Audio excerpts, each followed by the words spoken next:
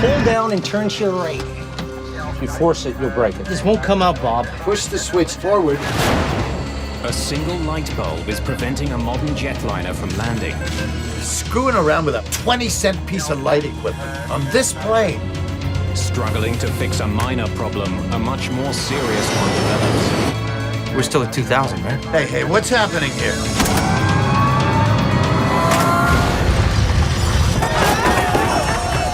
The plane crashes in a remote swamp. Those who survived the crash face a new danger. The swamp has filled with jet fuel. No one light a match! Eastern 401 was a pivotal accident in aviation history. The crash would point investigators to an astonishing danger lurking in all commercial cockpits.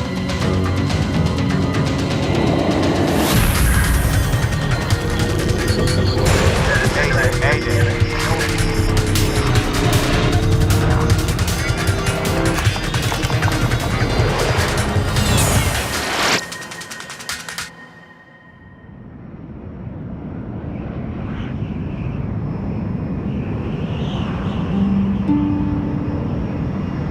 December 29th, 1972, the dawn of the jumbo jet era.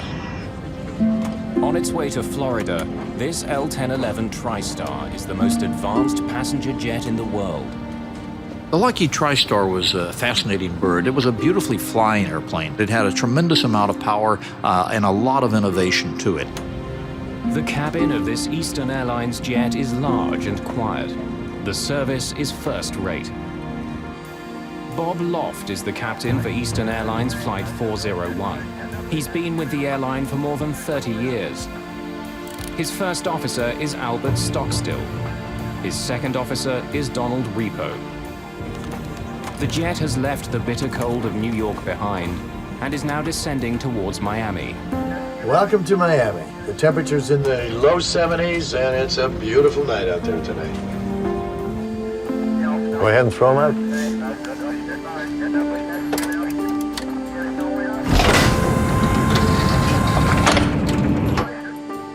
Angelo Donadeo is an off-duty Eastern Airlines maintenance expert. He's catching a ride back to Miami. There are 176 people on board tonight's flight. Most are heading south for New Year's. Ron and Lily Infantino have been married for only 20 days. They've just spent Christmas with his family. The seatbelt sign came on as normal. We're in a final approach. I look out the window there and I could see lights at the airport. Close to midnight, the plane begins its approach to Miami International Airport. Stockstill flies the plane, while Repo performs a landing checklist. Radar, Up, off. hydraulic panels checked, 35, 33. gear down. The captain notices a problem. Bird, is that handling? No nose gear. The light showing that the nose gear is locked hasn't lit up. I'm gonna raise it back up. The gear might not be all the way down. Loft tries again. The sound of the landing gear echoes through the plane. It makes a pretty loud grinding noise. If you've flown very much, you're familiar with that sound. So they did that several times. The pilots did that several times, and we weren't alarmed. It's just one of those things that happens sometimes, and we just kind of looked at each other and said, great, we're gonna be late getting home. Still no light. Loft isn't sure if his front landing gear is locked. If it isn't, landing could be disastrous. Tower, this is Easton 401. Looks like we're gonna have to circle. We don't have a light on our nose gear yet. Eastern 401 Heavy, roger. Pull up, climb straight ahead to 2000. Go back to approach control, 128.6. You want me to test the lights or not? Yeah, check it. Flight engineer Repo performs a test nicknamed the Christmas tree. It lights up every warning light in the cockpit to see if the bulbs are working. The nose gear indicator light fails the test. The bulb is probably burnt out. But there's a slim chance of a double failure. Both the light bulb and the landing gear could be broken. Bob, could you just jiggle the light? But the troublesome bulb is out of the captain's reach.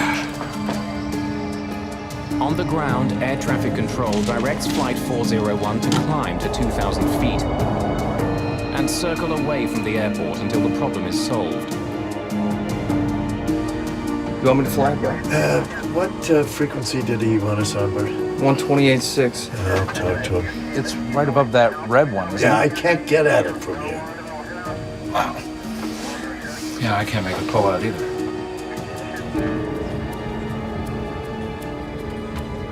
It's a moonless night. As the plane veers away from Miami, there's total darkness outside. All of a sudden, it turned pitch dark again. And that means we were going back out west towards the Everglades. Co-pilot Stockstill is flying the plane, but Captain Loft needs his help to solve the problem. Put the autopilot on here. The TriStar is equipped with the most sophisticated autopilot in history. It actually has the ability to land the plane on its own. Stockstill programs it to fly at 2,000 feet. Now, see if you can get that light out.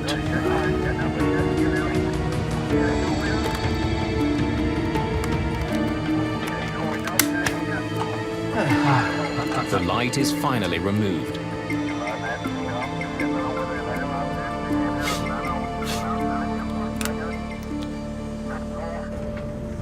Richard Pragluski is an aviation engineer. He takes this flight regularly and can tell that the plane is experiencing technical problems.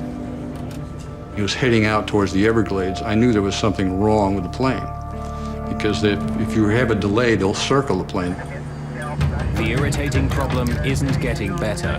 Now Stockstill can't get the light back in. Now, push the switch just forward. Okay. You got it sideways then. Eastern 401, turn left, heading 300. Okay, 300, Eastern 401. Hey, get down there and see if that damn nose wheel is down.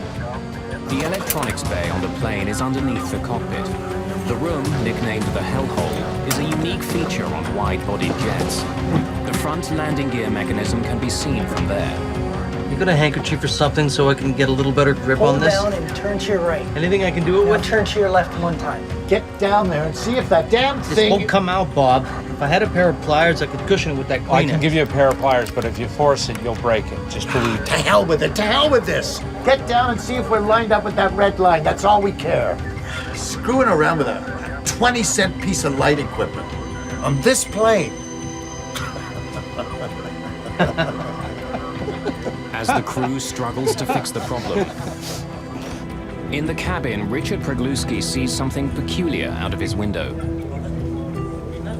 I could see a tower to my right in the distance, and it looked like we were going into a glide path, which I found very strange. Pragluski has noticed something the pilots haven't. The plane is getting closer and closer to the swamp below.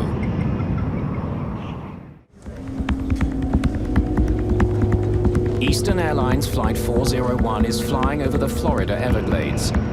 Below it, nothing but a dark, deserted swamp. To passenger Richard Pragluski, something doesn't seem right. I felt it kind of strange that they hadn't made any announcements. But again, he was still fairly high off the ground. And I figured they would come out and tell us that when they were going to make the landing. So I wasn't overly concerned. Put it in the wrong way, huh? Looks square to me. Can't you get the hole lined up? I don't know what the hell's holding that damn thing in there. It's always something. We could have made schedule. Without a green light, they still don't know if their landing gear is locked.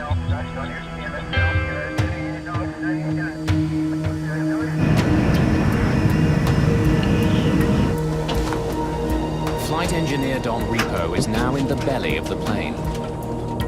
There's a viewing window in the hellhole which should let him see if the front wheels are locked in place. I I don't see it down there. Huh? I don't see it. It's not lined up. I can't see it. It's pitch dark, and I throw the little light and get nothing. Wheel well lights on? Pardon?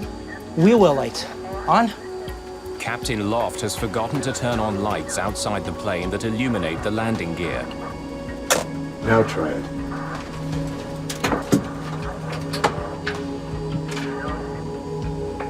United 737, turn right in, 01017.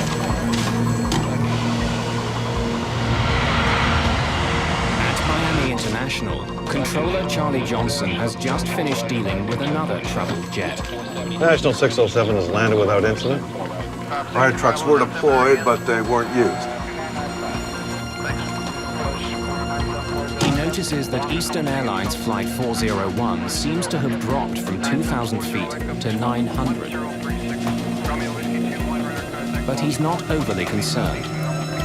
It's not unusual to get false readings for several radar sweeps in a row. Eastern 401, how are things coming along out there? Okay, we'd like to turn around and come back in. Captain Loft believes that he'll soon get confirmation that his gear is locked. He wants to return to the airport. Eastern 401, turn left, heading 180.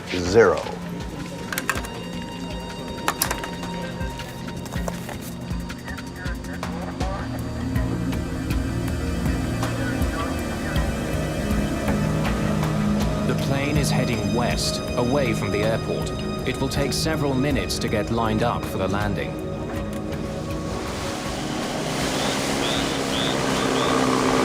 Deep in the Everglades, Bob Marcus is hunting frogs with a friend.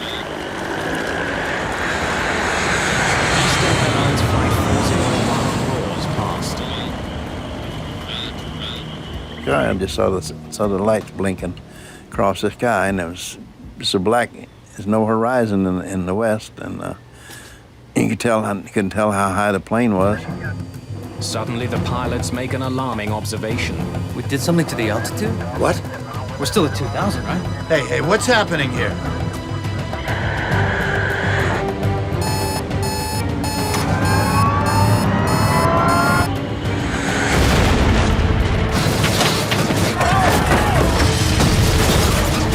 I see the lights in the cabin just flickering on and off, and I heard a noise. It was a violent whipping sensation. Then all of a sudden, all hell broke loose.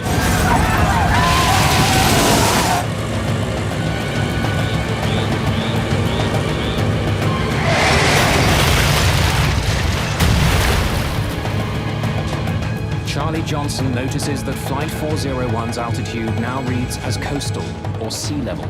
Eastern 401, I've lost you on the radar there, your transponder. What's your altitude now?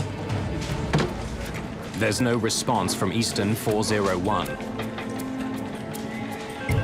Another plane makes a disturbing report.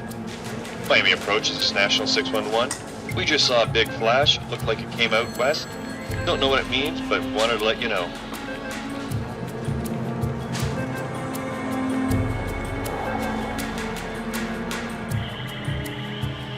In a dark, remote swamp, those who survived the crash find themselves in a nightmare.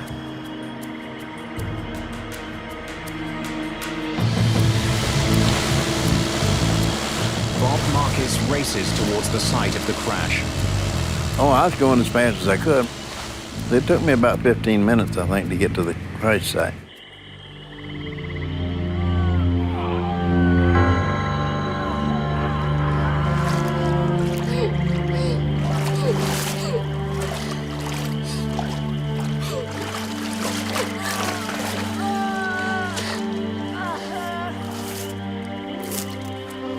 Remarkably, Richard Pregluski is alive.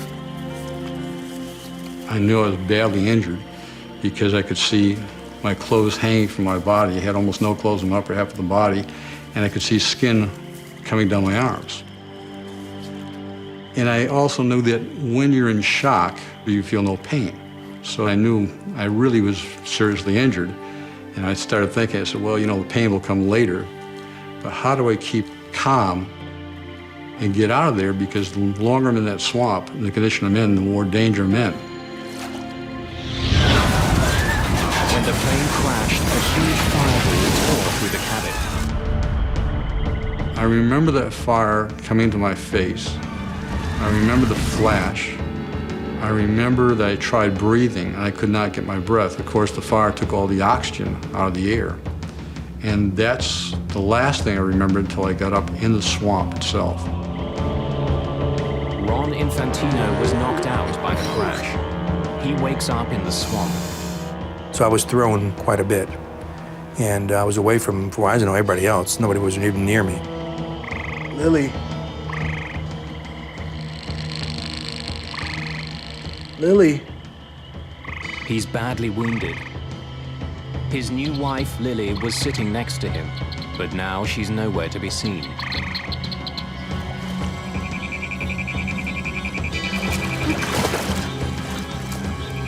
Swamp water doused the initial flames.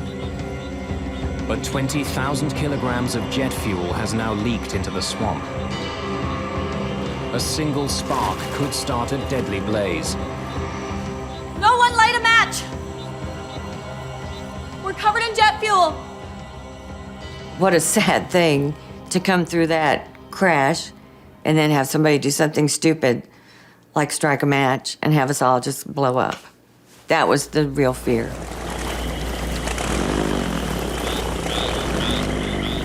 Hoping to help the survivors, Bob Marcus jumps into the swamp. He immediately feels the sting of the jet fuel on his skin. It burnt my legs. I had to treat my legs for burns for about a week. Marcus quickly spots a survivor who's in grave danger. The badly wounded man is still strapped to his seat. He's on the verge of drowning. And his head kept dropping down in the water. He came up, he said, "Help me. I can't hold my head up much longer," and then dropped back down in the water. So I helped him, I pulled him up. Don't worry, I got you. I got you. Bob Marcus saves dozens of lives, preventing many people from drowning.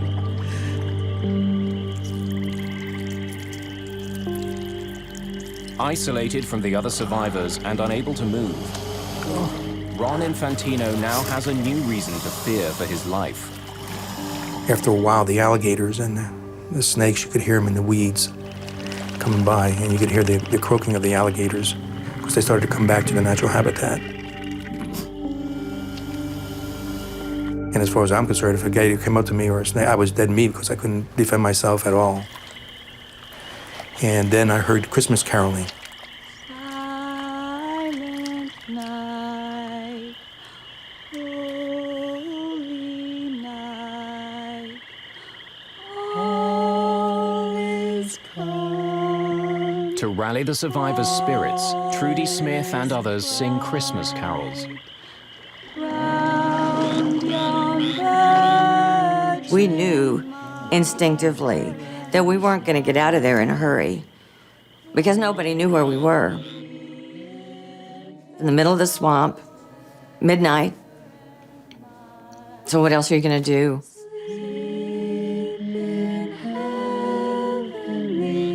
And you got to picture us this, I mean, in the dark at night, or you hear us singing in the wilderness.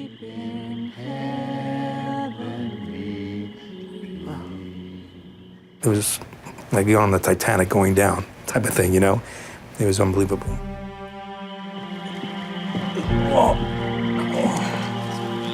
Within minutes, Coast Guard helicopters are sent out in search of the crash site. But in the pitch black night, they can't find the wreckage. Bob Marcus tries to signal the distant helicopters.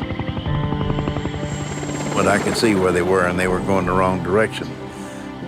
And I just waved the light at them until I saw them turn and head back towards us.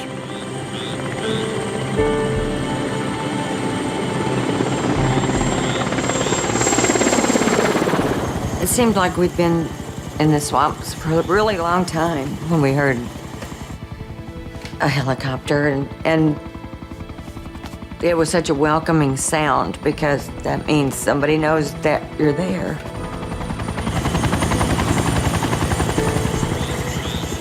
Less than half an hour after the crash, the Coast Guard arrives. The nearest landing site is 100 meters away. Marcus rushes to meet the helicopter and ferry the rescuers back to the crash site. His first passenger is rescue worker Don Schneck. I made it to the airboat. He asked me, where are all the rescuers? And I said, this is it, let's go. He took us out into the glades to a point where he said, this is as far as I want to go because I don't want to run anybody over. And he said, there are bodies out here all over the place.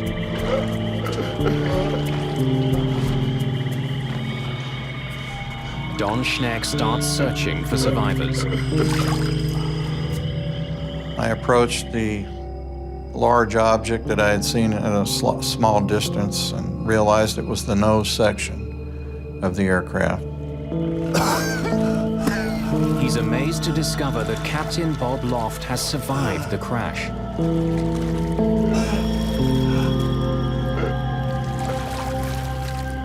He was in bad shape. He had lacerations, so I knew he had broken ribs. I could tell he was in shock, so I calmed him down, told him, I'm the only one here right now, but they're coming. Just hang in there. I'm going to die. He told me that, and I argued with him. Anything to keep anything going. It just made me feel so inadequate because it was just me. I turned around and I looked back towards Miami and thinking, where in the heck is everybody? And at that time when I looked, I must have seen 50 lights coming. And I went, thank God. First Officer Bert Stockstill was killed during the crash. Captain Bob Loft soon dies at the scene.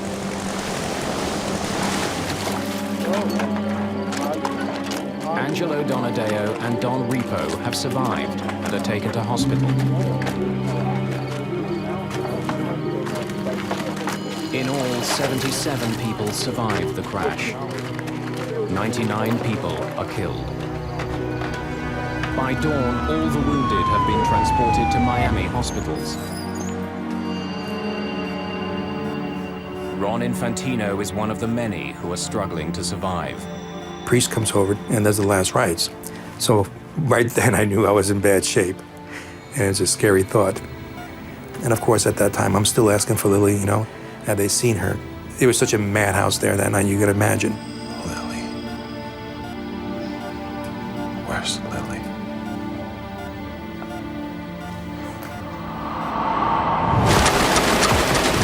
The crash is headline news around the world.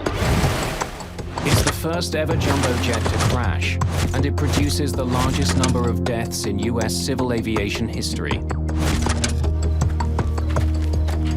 There's tremendous pressure on investigators from the National Transportation Safety Board to find out what happened.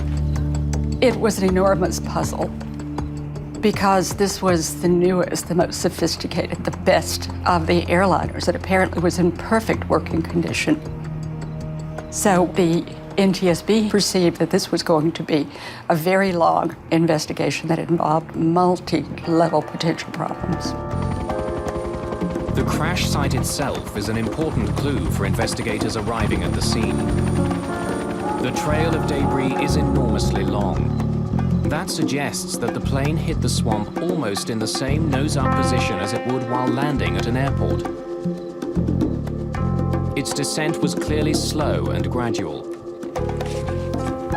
NTSB investigators have documented the final settings for many of the instruments in the cockpit. They discover that the autopilot was set to maintain an altitude of 2,000 feet. So why didn't it? Maintenance expert Angelo Donadeo is interviewed.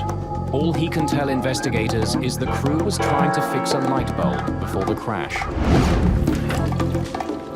Within days, the plane's 2 black boxes are recovered. Investigators hope they will provide some answers. Before they can extract the data, flight engineer Don Repo dies in hospital. Ron Infantino is given some devastating news of his own. The body of his wife Lily has been found under the plane's wing.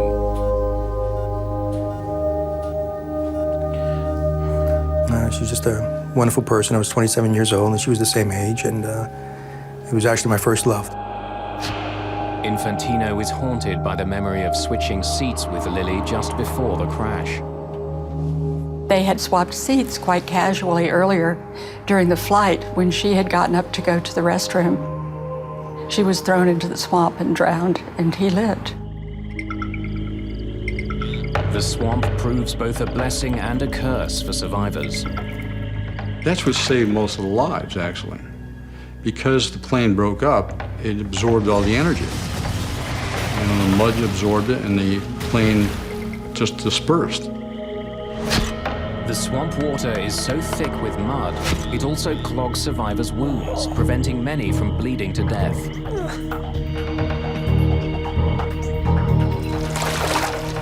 But there's a deadly new threat facing some survivors. Their wounds have become infected, contaminated by a deadly organism found in the black mud of the Everglades. The organism produces an infection called gas gangrene. It can kill a person in just 2 days. Gas gangrene can only be destroyed in a hyperbaric chamber. It's a pressurized container that gets filled with high levels of oxygen. The oxygen gets forced into the wounds and kills the bacteria. 8 of the surviving passengers are infected with gas gangrene. Hyperbaric chambers must be found for all of them. The only other way to save patients is to amputate the infected limb. Ron Infantino's arm is badly infected. Doctor came in and says, well, we've diagnosed it as gas gangrene. He says, we got to take your arm off immediately, or I have to get you to a hyperbaric chamber. Unfortunately, he says, the only hyperbaric chamber is at Mercy Hospital, and that's all been taken advantage of. Unless doctors can find a chamber soon, Infantino will lose his arm. While doctors search for a chamber for Ron Infantino, investigators examine what's left of the plane. They test its flight controls, engines, instruments, and its electrical and hydraulic systems. The plane was virtually new. It was in perfect condition. There was no mechanical reason found that would have caused the crash. In fact, some parts of the plane are in such good condition that the NTSB gives them back to Eastern Airlines so they can be installed on other airplanes in its fleet.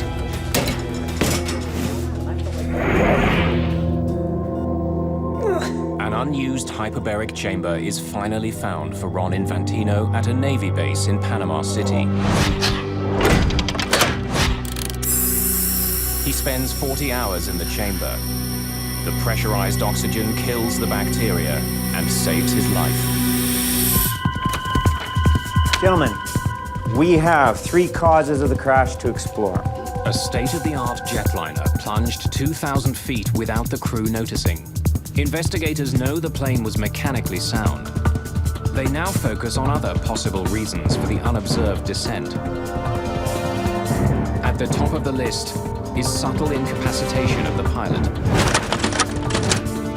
The autopsy of Captain Bob Loft has yielded a gruesome discovery. Captain Loft had a large, undetected tumor growing in his brain. It pressed into the part of his brain responsible for sight. Medical records reveal that between the ages of 50 and 52, vision in the pilot's left eye had rapidly deteriorated. Doctors believe that the captain may have had reduced peripheral vision. The tumor could have created blind spots. As his attention became focused on the malfunctioning light, he may not have noticed dire warnings on his altimeter.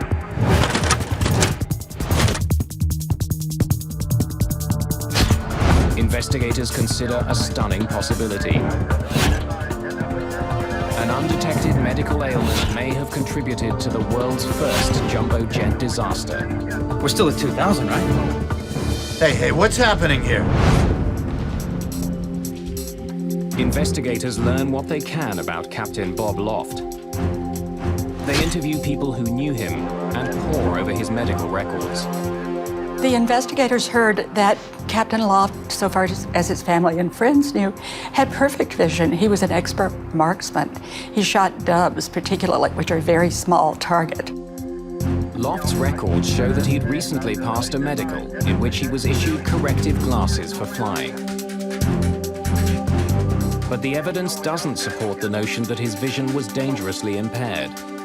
He was 55 years old, and who gets to be 55 without wearing reading glasses? Not many.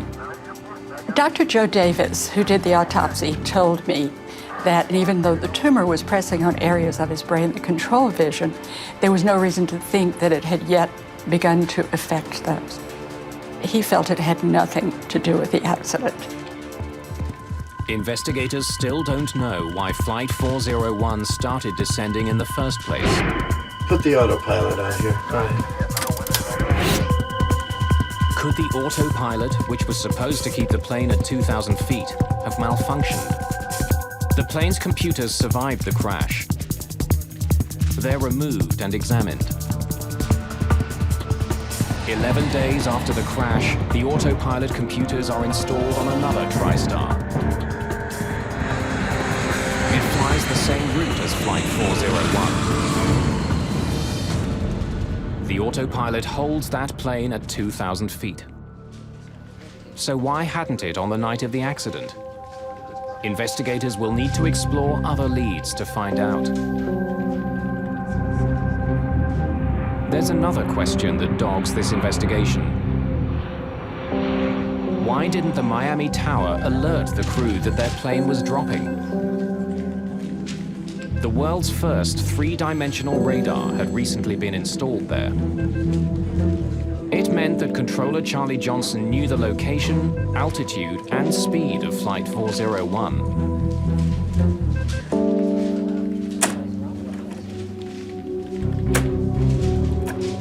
National 607 is declaring an emergency. Investigators study recordings of Johnson's Runway 9 conversations. will need fire and ambulance sent out right away. And discover that on the night of the crash, it was another plane that demanded most of his attention. National Airlines Flight 607 was coming into land just ahead of Flight 401. That flight was having its National own 607 landing is gear declaring an problems. emergency. Runway 9 will need fire and ambulance sent out right away. As he focused on the emergency, Johnson handed Flight 401 over to another controller. But just as National 607 came in for its emergency landing, the other controller phoned Johnson and handed Flight 401 back to him. Eastern Heavy's coming back to you. Unsafe nose gear. No. At the time, Flight 401 was already over the swamp. Johnson had 5 other planes to monitor.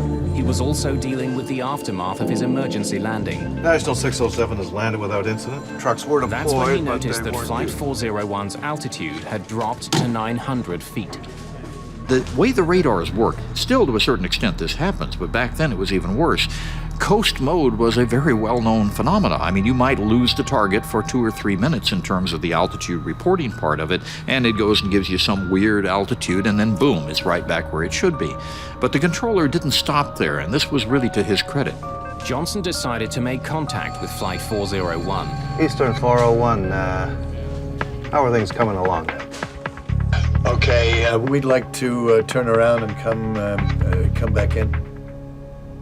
Eastern 401, turn left, heading 180. After that brief exchange, Johnson assumed there was no problem. Eastern 401, how are things coming along? Okay, Investigators conclude that at that moment, Controller Johnson was the only one who could see that the plane was losing altitude. Why hadn't he passed that information along to the crew? US government regulations for air traffic controllers provide the answer. It simply wasn't part of a controller's job. At the time of the crash, the FAA required approach controllers to maintain a separation of the airplanes. It did not give them a duty to maintain the altitude of the airliner with regard to the ground. Now investigators try to determine how the plane's own warning system failed to alert pilots to their growing danger. The L1011 is equipped with an alarm that sounds if the plane goes 250 feet above or below the altitude selected by the pilots. As investigators replay the tape from the black box, they clearly hear that alarm sounding in the cockpit as the plane passed through 1,750 feet.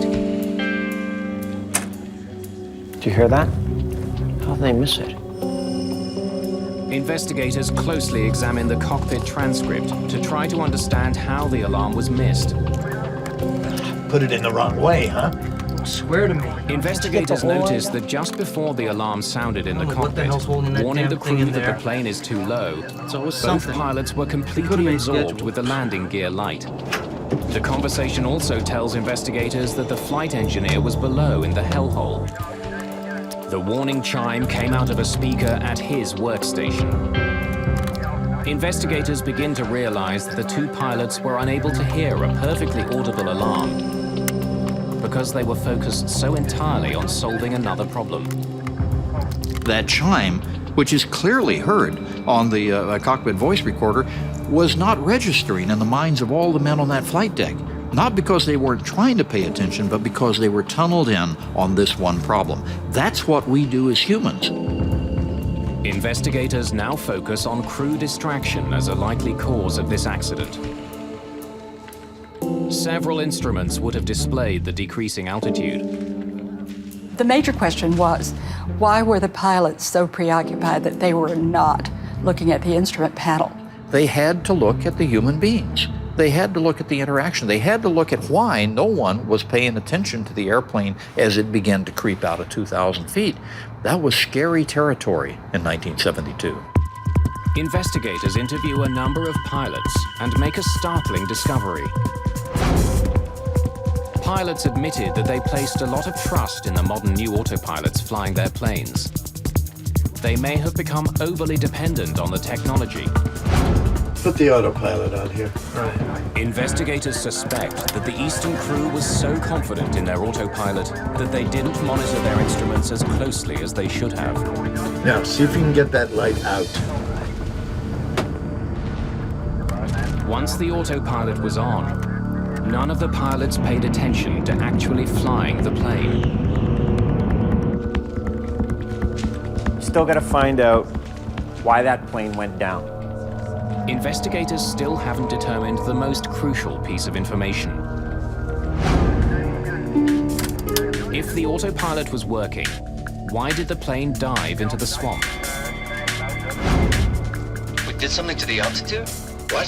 The pilot's conversation clearly shows that they hadn't deliberately started descending. We're still at 2,000, right? Hey, what's happening here? So why did it happen? The answer comes in a dramatic form when the NTSB conducts a public hearing in Miami 2 months after the crash. Before the hearing, an Eastern Airlines pilot named Daniel Gellert wrote the chairman of the NTSB offering to testify on his own behalf. He had flown the TriStar L1011 and noticed some abnormalities. The world of airline piloting in 1972 was hostile to a pilot going around his chief pilot and his airline and raising his hand to the NTSB and saying, hey, wait a minute, I've had an experience too, because airlines were far more insular than they are today. Gellert tells the hearing that during a recent flight on a TriStar, he had accidentally dropped a map on the cockpit floor. As he bent down to pick it up, he nudged his control column. He noticed immediately that the plane's autopilot had been affected. The part of the autopilot controlling altitude had been turned off. The NTSB discovers that Gellert's experience is shared by others. In fact, 17 days after the accident, Eastern Airlines tacked a notice onto a company bulletin board and also mailed it to all of its TriStar pilots. The bulletin warned against accidentally bumping the control wheel. One of the things that we built into all the modern jetliners and airliners is simply a pressure switch. So if you need to take over right now, you don't want to be wasting time down here on the panel turning the autopilot off. You just grab it and the autopilot goes away. The flight data recorder tells investigators the precise moment that the plane's altitude started to drop. It was 11:37 and 8 seconds. By studying the voice recorder transcript, investigators can tell what was happening in the cockpit at that exact time. Hey, get down there and see if that damn nose wheel is down. By turning to speak to the flight engineer, investigators believe that Captain Loft bumped his control wheel. He did it with just enough pressure to disengage that part of the autopilot that had been controlling the plane's altitude. Without anyone realizing it, a simple nudge of the control wheel started a gradual descent. On a dark, moonless night, the pilots had no visual cues to tell them they were falling. It was determined that occasionally, with just a soft bump, an autopilot had been disengaged. So before the crash, it wasn't part of the training? A training director for Eastern Airlines eventually reveals that before the Everglades crash, pilots were never taught that a bump could disengage the autopilot. The NTSB comes to a sobering conclusion. The plane crash was due to pilot error. The crew was distracted. They mishandled the plane's sophisticated automation, and they hadn't been properly trained. Eastern 401 was a pivotal accident in aviation safety history, and we really didn't know this for about 10 or 15 years in terms of the true import of what it did to us in focusing our attention on the fact that the way we handled things in a cockpit was not only not correct, but it was dangerous. Investigators also make a disheartening find. When the nose gear indicator light assembly is examined, they discover that a light bulb inside is burnt out. Go ahead and throw them out.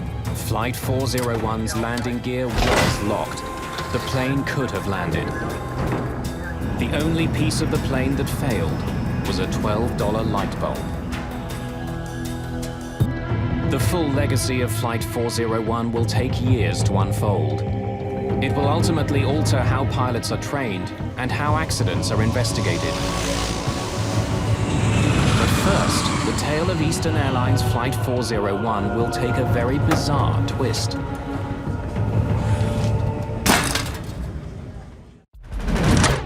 As far as the NTSB is concerned, the investigation into Eastern Airlines Flight 401 is over. Several recommendations were laid out to prevent similar accidents. Those include new regulations instructing air traffic controllers to warn pilots when they're getting too close to the ground. But 4 years later, it became clear there was a bigger lesson to be learned from Eastern Airlines Flight 401. In 1977, two 747s collided on a runway in Tenerife on the Canary Islands. It was the deadliest plane crash of all time. And we're now at takeoff. Okay, stand by for takeoff. I will call you.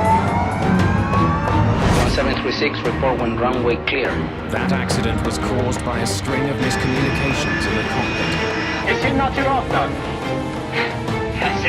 Is it not your off? They're on American. Investigators established that 70% of crashes were due to pilot error.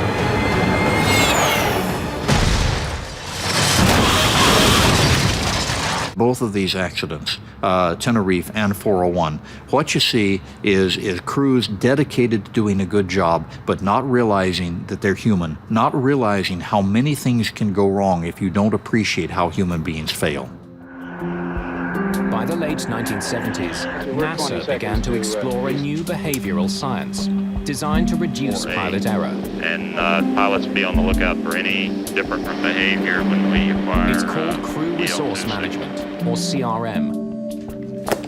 Crew resource management simply means that we're not going to have one pilot leading and everybody else following. It means that the captain has to be a leader and listen to and interact with his subordinate crew members, and the subordinate crew members have to speak up.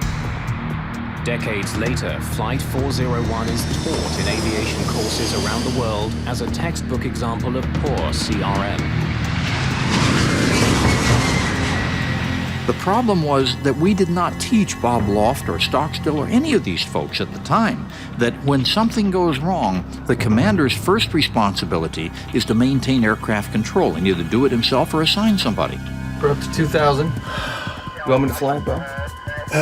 What frequency did he want us on, Bert? 128.6. I'll talk to him. On Flight 401, Captain Loft did not clarify who should be doing what. Instead, all 3 crew members worked on the same problem. Bob, could you just jiggle the light? It's gotta come out a little bit and then snap in. With the co-pilot flying, the captain commanding from the left seat, you already had cross purposes here. It's right above that red one, isn't it? Yeah, I can't get at it from here. And you had a light quadrant the captain couldn't quite reach, and the co-pilot could, but the co-pilot is flying the airplane. You've just set them up for a major problem, and guess what? Systemically, we never taught them what to do. Today, CRM also trains flight crews not to be intimidated by one crew member's mood. You got a handkerchief or something so I can get a little better grip on this? Anything I can do it with? Get down there and see if that damn This thing... won't come out, Bob. So if the leader is having a problem, in this case with a light bulb, Okay. You got it sideways then. and he's really irritated at it, and the co-pilot has now made the problem worse. The co-pilot's not going to be happy with himself over that. I don't know what the hell's holding that damn thing in there. Don Repo is not going to be happy that he got downstairs to try to solve the problem, and he couldn't see anything, and he's got to come up and report that. I don't see it. They're all tense. It's not lined up. I can't see it. And when you get a crew like that tense, it's not to turn around to the captain and say you shouldn't have done that. But this is part of the evolution of what air safety has now learned and been able to teach so many other industries. The enduring legacy of Flight 401 is the delegation of specific tasks in the cockpit. The result is fewer crashes. There was also much more bizarre fallout from this crash. It seemed that the crew of Flight 401 was haunting other Eastern Airlines flights. For some time after the crash, flight crews and passengers report seeing lifelike apparitions of Flight 401's crew.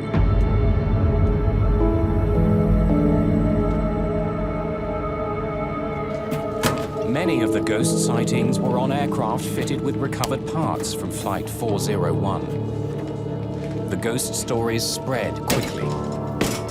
One book devoted entirely to those stories suggests that the ghosts were there to protect passengers and crew from further mishap.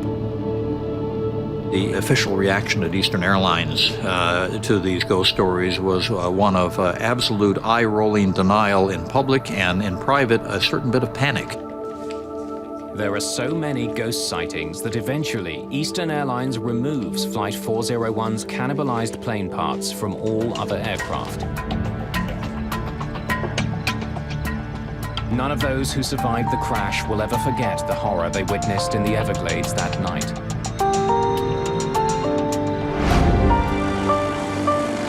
And 35 years after their ordeal, many of them returned to that swamp to finally recognize the heroic efforts of Bob Marcus. We're here today to recognize and to say thank you.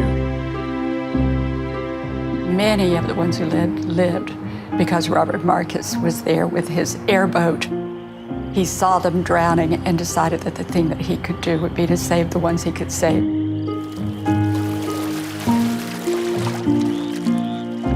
Robert Marcus was the kind of person that I hope that all of us ultimately would be if we were confronted with that sort of thing, but he drew on some special courage to do what he did. He was one of the true heroes of the crash.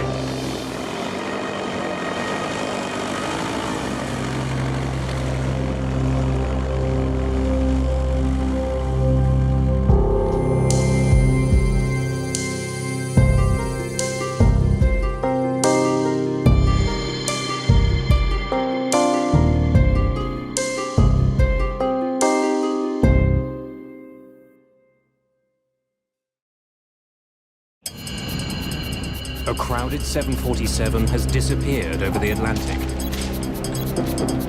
Air India's not showing up. Pieces are found scattered on the ocean surface. But the vital clues are deeper than any air crash investigation has ever gone. In this accident, we had nothing. It was just mind-boggling. An international recovery effort goes to the very bottom of the sea to rebuild the shattered plane. What they discover will send shockwaves around the world.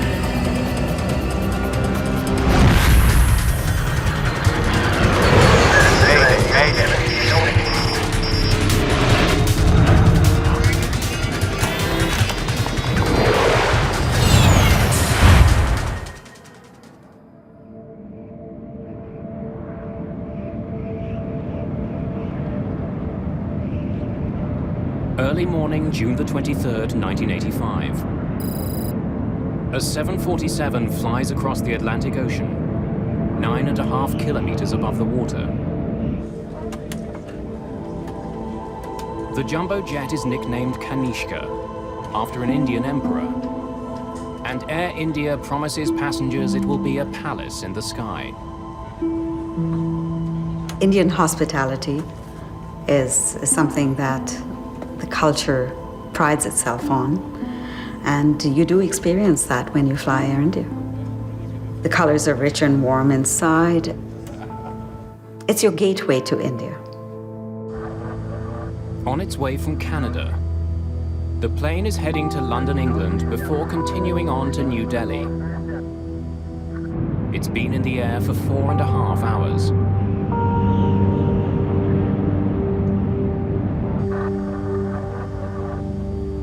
Captain Hansay Narendra is a veteran Air India pilot. Satwinder Binder is a captain too, who's serving as first officer on the flight. As the plane nears land, Binder talks with the flight's purser.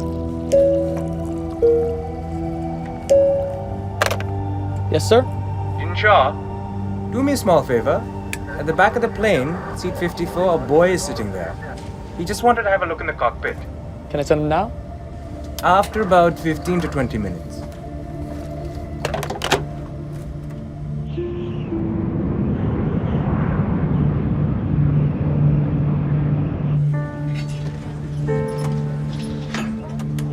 There are 329 people on board, including passengers and crew. Many of them are flying to India to visit family or friends.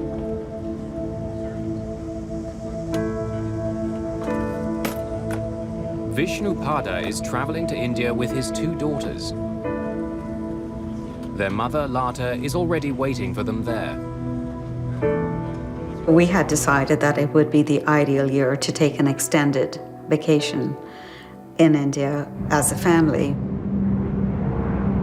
6 minutes after 8 in the morning, co-pilot Binder makes radio contact with air traffic control in Ireland. Shanwick, Air India 182, good morning. Station calling Shannon. Go ahead again, please. Thomas Lane and Michael Quinn are working at the Shannon Control Center. Air India 182 is 51 north, 15 west at level 310. Estimate FIR at 0735. Air India 182, Shannon, roger. Cleared for London, flight level 310. Air India 182 is cleared to London, maintain 310.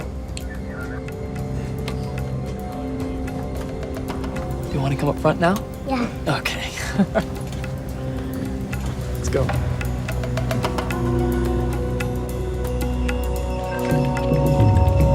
It's a light morning at Shannon Control.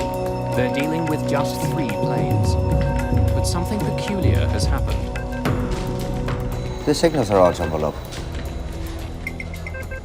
The signals on radar merged so that it was totally impossible to read the call signs and flight levels of any of the 3 aircraft. The Air India 747 is flying at 31,000 feet. A TWA jet is several thousand feet above it, and a CP flight is 2,000 feet higher. All are traveling east. Because the planes are stacked on top of each other, the signals have merged on the controller's two-dimensional screen. Tom moved the tracker ball on radar and separated the signals.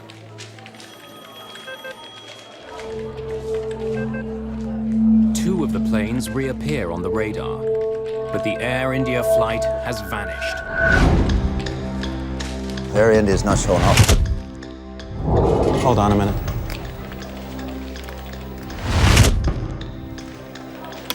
Air India 182, do you read? Air India 182, this is Shannon, do you read? Over. It's 8:14 in the morning. I had a gut feeling. To this day, I don't know why I picked up the phone.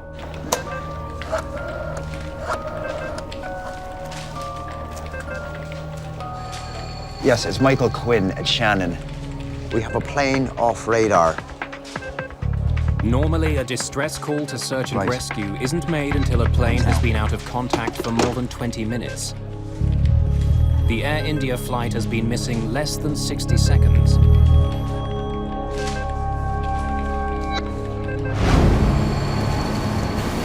Several ships in the area begin searching for signs of the plane. Its last known position is some 290 kilometers southwest of Cork. Just 2 hours after the plane disappears, a Canadian-owned cargo ship in the area confirms the worst. The first pieces of wreckage are discovered. Uninflated life rafts are spotted bobbing in the cold Atlantic. Then bodies are seen. It's quickly clear that no one has survived. In India, Lata Pada is waiting for her husband and 2 children to arrive when she hears the news from her brother. He sat me down and told me that, something terrible had happened. I was just in total shock, and, part of me was trying to digest the information, and part of me was trying to imagine if indeed the worst had happened, how I was going to continue my life without them.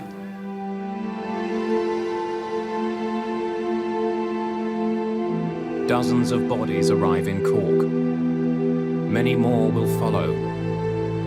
Now investigators are faced with the enormous task of finding out how they died and what had caused the crash of Air India Flight 182.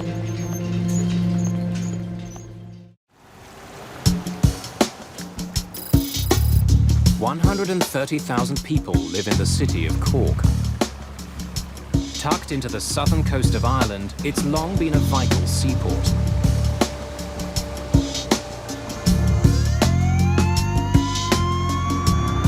On June the 23rd, 1985, a gruesome cargo begins arriving at the city's docks. Just hours after Air India Flight 182 crashes into the sea, bodies and wreckage are brought in by boat. Dr. Cumin Doyle is a pathologist at the Cork Regional Hospital. The first bodies arrived at 4:45 p.m. on that Sunday afternoon, and at 12 midnight we had 130 bodies. Doyle and his team will examine the bodies to see if they can find any signs of what caused the crash. It's an enormous undertaking for everybody involved, the hospital personnel, the police, the Navy, the Army, and pathologists like ourselves, but we just had to get on and do the job.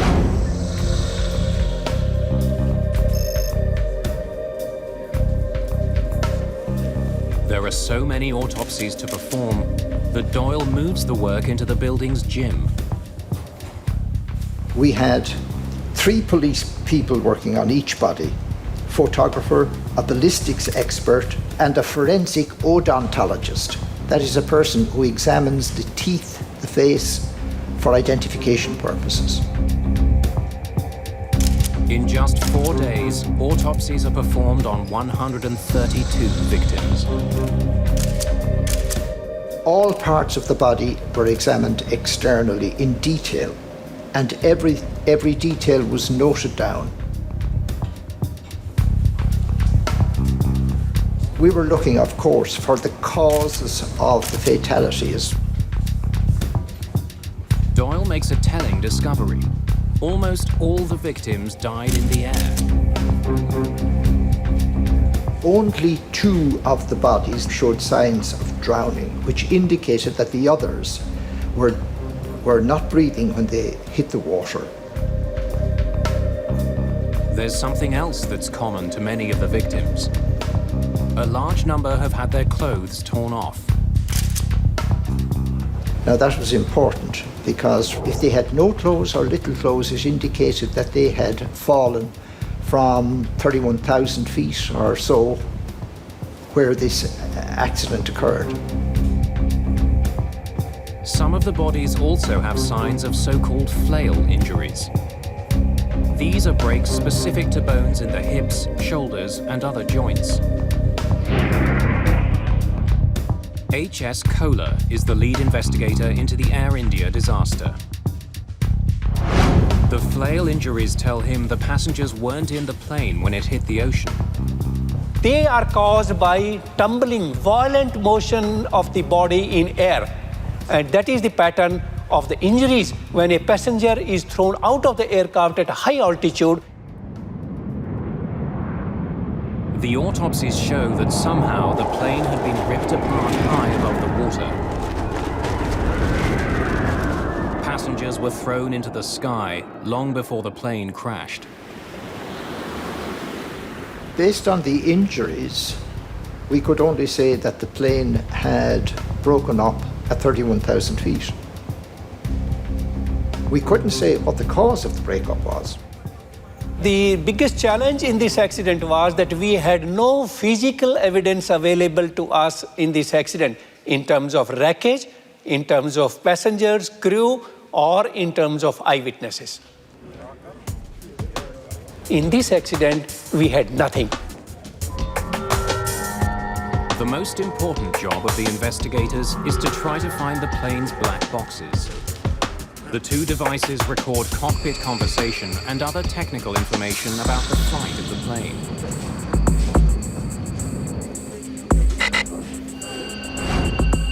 The recorders have radio beacons which send out a signal at a designated frequency. But it's still a huge task. The boxes are more than 6,500 feet below the surface, and the radio signals last just 30 days. Salim Jiwa is a journalist who has investigated the Air India disaster. The search for the black boxes was urgent, and 3 countries participated in it: England, Ireland, and India. But even with such a massive response, early efforts are frustrated. 42 kilohertz. It's too high. It can't be them. Investigators are picking up radio signals, but they're at the wrong frequency.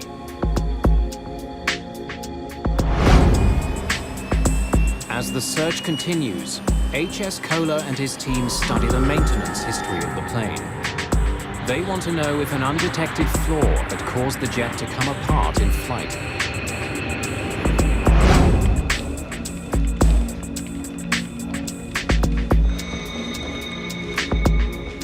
They uncover a potentially important piece of information. The Air India jet was flying with 5 engines.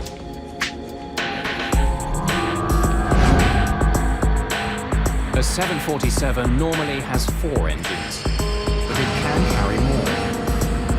The plane was designed so that it could transport a malfunctioning engine beneath its wings. Ground crews can mount the engine to a bracket on the plane. It's exactly what happened to the Air India jet.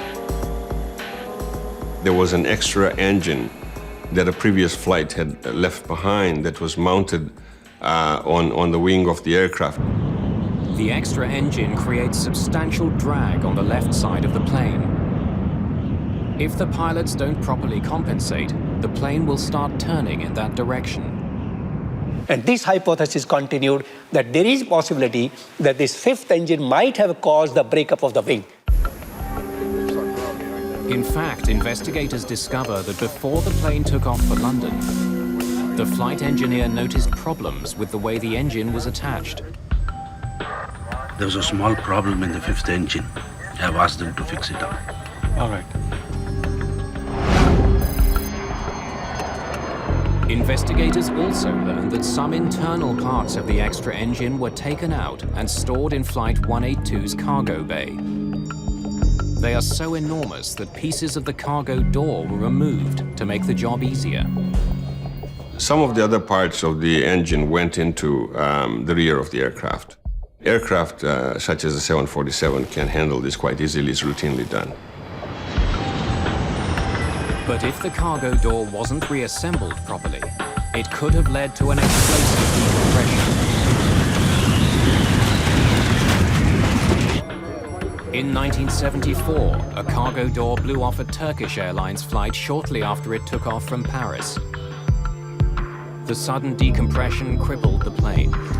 It crashed moments later, killing everyone on board. Kohler must consider two theories. Either problems with the door or with the extra engine itself brought down the plane. If either one had taken place, there should be evidence on the plane's black boxes. Finding the recorders has become increasingly important.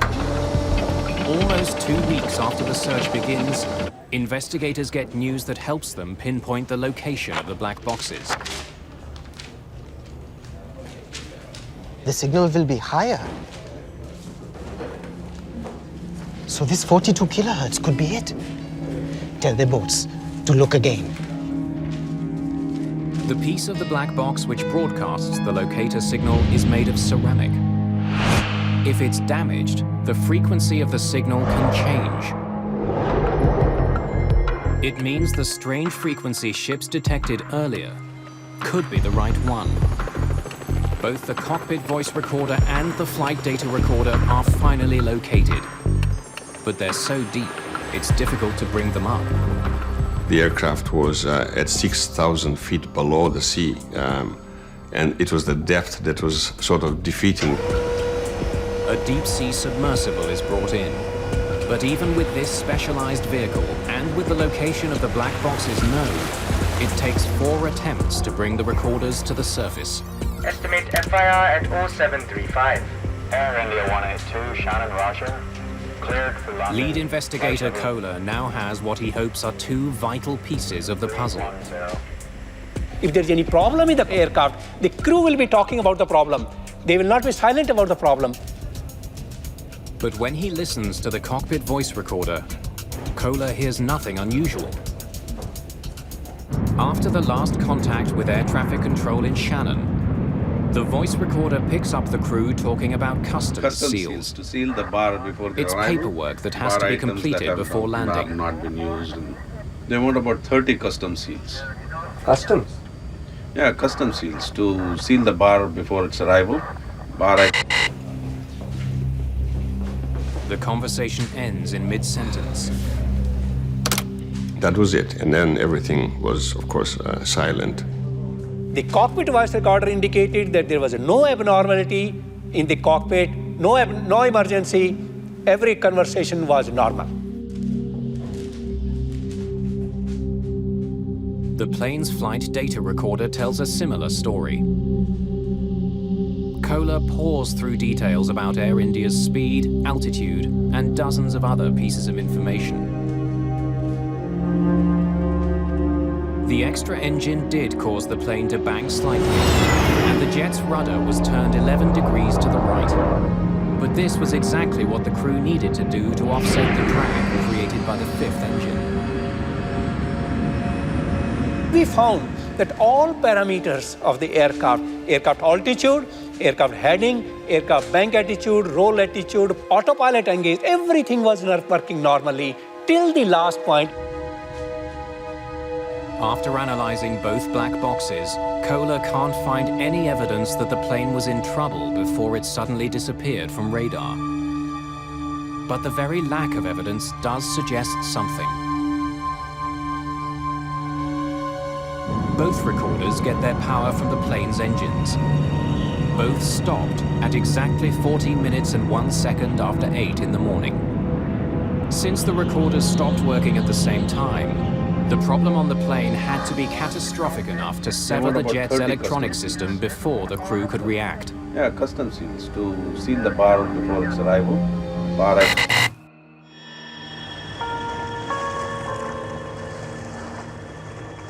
Investigators are becoming convinced that there are only two possible explanations for the crash: a devastating decompression or a bomb. They study the wreckage that's been found floating on the surface of the ocean, but it's just a small percentage of the entire plane. And none of it is helpful to investigators. It offers no clues to explain why the plane crashed. We knew there was no fire. We knew the aircraft was performing well. Everything was normal. There was no cockpit emergency, no warning. We got elimination of all the things, but we did not got the answer as what happened. To go to the cause of the accident, we had to go to the wreckage which was lying at the bottom of the sea. But what parts of the plane should investigators focus on? The black boxes were equipped with radio transmitters which made them easier to find. But the debris field is deep underwater and enormous, some 16 kilometers long and 6 kilometers across. How do investigators identify the one clue that will help them unlock the mystery? Roy Truman is an underwater salvage expert. He's brought in to do something that's never been done before: retrieve the ruined pieces of a jumbo jet from the bottom of the ocean. In hundreds of thousands of pieces, he needs to find the ones that will explain why the plane crashed. Up until that time, we had only been used with recovering small aircraft. Here we're talking about a 747, which was huge, and we had no idea of the size of the pieces and what we were going to find. Investigators know they can't bring the entire wreck to the surface. It's so deep it takes hours to recover a single piece. The submersible takes underwater video and still photos. Investigators use those to decide which pieces to bring to the surface. It was a narrow corridor, and at each end of the corridor, it was very light wreckage. All of the heavy stuff, engines, main aircraft structure was in the middle of the wreckage field. Like searching for a needle in an underwater haystack, investigators hope to discover the cause of the crash in a tangle of ruined metal. But autumn is coming. Soon the weather will turn bad, and they'll have to abandon their search.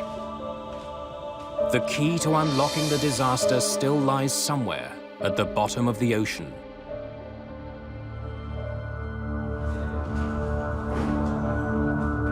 Investigators from India are scouring the ocean floor, trying to find out why Air India Flight 182 fell from the sky.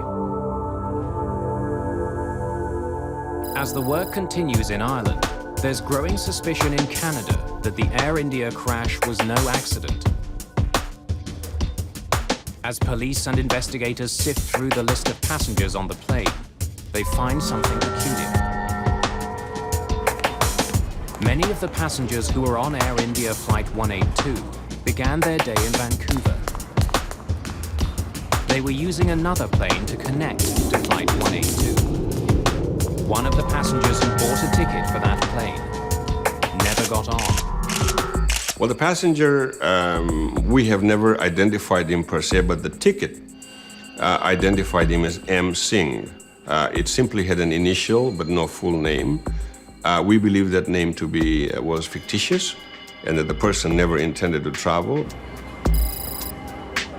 While he never boarded the plane, M. M. Singh did check in. Next, please. On your way to Toronto? And I want my bag checked through to Delhi. Sir, I can't do that. Your reservation is only confirmed to Toronto. Oh, I am confirmed. This is my ticket. Jeannie Adams is a ticket agent working for You are on Canadian standby Pacific. to Delhi. I can't. Mr. Singh, you are on standby to Delhi. I can't. But then I have to pick up my bag. I can't check your bags through to India if you are not confirmed. But I am indeed confirmed. Wait, I'll get my brother. He'll tell you. There are as many as 30 people waiting to check Do in. that, sir. Your reservation is only confirmed. Adams to doesn't Toronto. have time to wait for the man's brother. Oh, okay. I'll check it through. But you have to check with Air India when you get to Toronto.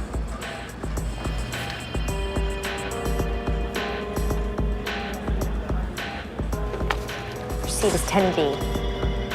Even though Singh doesn't have a ticket taking him to India, his bag is checked straight through. His luggage is loaded, but no one notices that Singh never boards the plane that leaves Vancouver. She broke the rules as they were. She should not have allowed that to go through for New Delhi Interline. But she was so bullied and so browbeaten by Mr. Singh in front of everybody else that I think to her eternal sadness and heartbreak, she gave in. Singh's maroon bag didn't raise any concerns when it was loaded in Vancouver. Since the Air India flight was international, when the bag arrived in Toronto, it faced a more strict series of inspections. This is what it will sound like.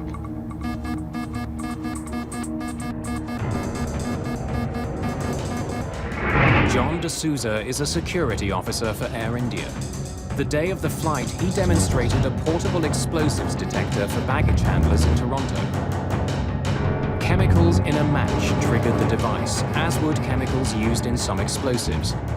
Okay. The portable device was put to use because the X-ray machine, which normally scans every piece of luggage, had broken down. The technology, especially the X-ray technology, were very weak, very in their infancy at that time, and it didn't work reliably.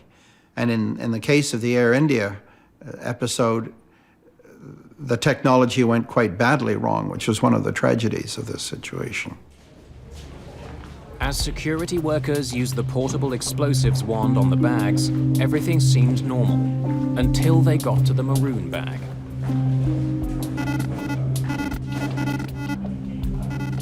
The bag did trigger the device, but the sound it made was very different from the one workers heard during the demonstration. The bag was passed and allowed on board the plane, eventually flying towards England.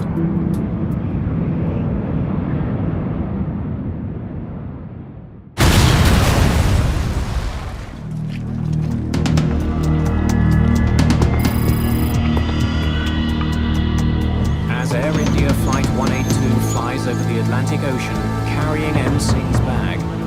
An explosion rips through Tokyo's Narita Airport. 2 baggage handlers are killed. 4 people are injured. A bomb has been hidden inside another piece of luggage that came from Vancouver. Luggage that was bound for another Air India jet. And it was headed for the cargo hold. When it exploded on the ground, once it was put on, the bag was probably just thumped a little bit, and it exploded as the 2 Japanese baggage handlers were putting it on a conveyor belt. Just as on Flight 182, one of the bags being moved in Tokyo was checked in by a passenger who never boarded the flight. There was no X-ray machines in use at Vancouver Airport. There was nothing to stop that bag from flying to Tokyo.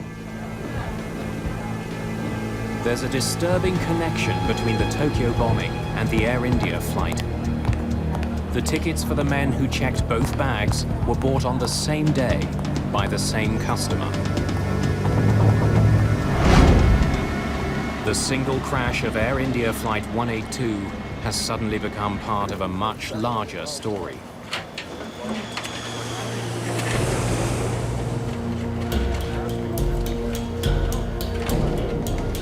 With the apparent connection between the two incidents, investigators in Ireland are extremely interested in what police find in Tokyo. Soon after the bombing, forensic experts descend on Japan's Narita airport. There are traces of evidence everywhere. The Narita bombing was within a confined space. So unlike the Air India Flight 182 situation, where we had debris scattered over 9 miles under the ocean and pretty hard to retrieve, we had, in a sense, the good fortune of a contained area where an explosive device went off. Pieces of metal and circuit boards are embedded in the walls. Explosive residue clings to parts of the container that housed the bomb. Amazingly, Japanese forensic experts were able to pick out tiny parts and fragments, and all the analysis finally led Japanese police to identify the vehicle that was used to carry the bomb. Experts even find serial numbers on pieces of the wreckage. Clues that show the bomb was hidden inside a specific stereo tuner made by Sanyo. All 2,000 tuners that were ever made were shipped to a warehouse near Vancouver, British Columbia. From there, they were sent to stores across the region. One of those tuners carried the bomb that exploded at Narita. Police have a difficult task trying to trace the sale of 2,000 tuners. They could have been sold to anyone. Most of the stores that had received the tuner had been sold out for years. But police get a break when they ask about the tuner at a store in Duncan, a tiny town on Vancouver Island. The last unit had been sold just a few weeks ago. They were able to figure out who bought the stereo tuner which contained the bomb. Police obtained the same sort of tuner that was used to house the bomb on Air India. They conduct tests to see how big the bomb would have to be to create the sort of damage that was found in Tokyo.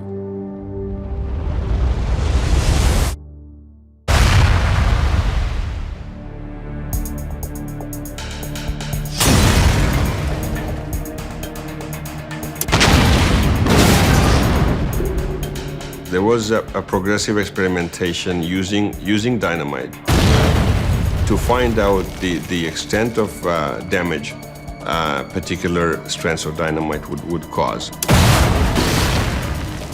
They match the size of the tuner fragments made after each explosion with the fragments that were found at Narita.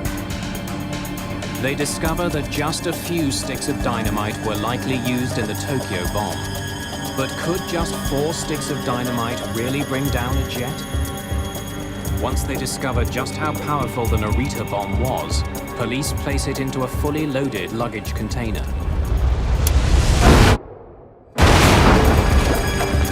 The devastation is enormous. Any decompression caused by an event, an explosive device in the luggage hole, would be sufficient to cause catastrophic results for that aircraft. You don't need much. 4 sticks of dynamite can do the job.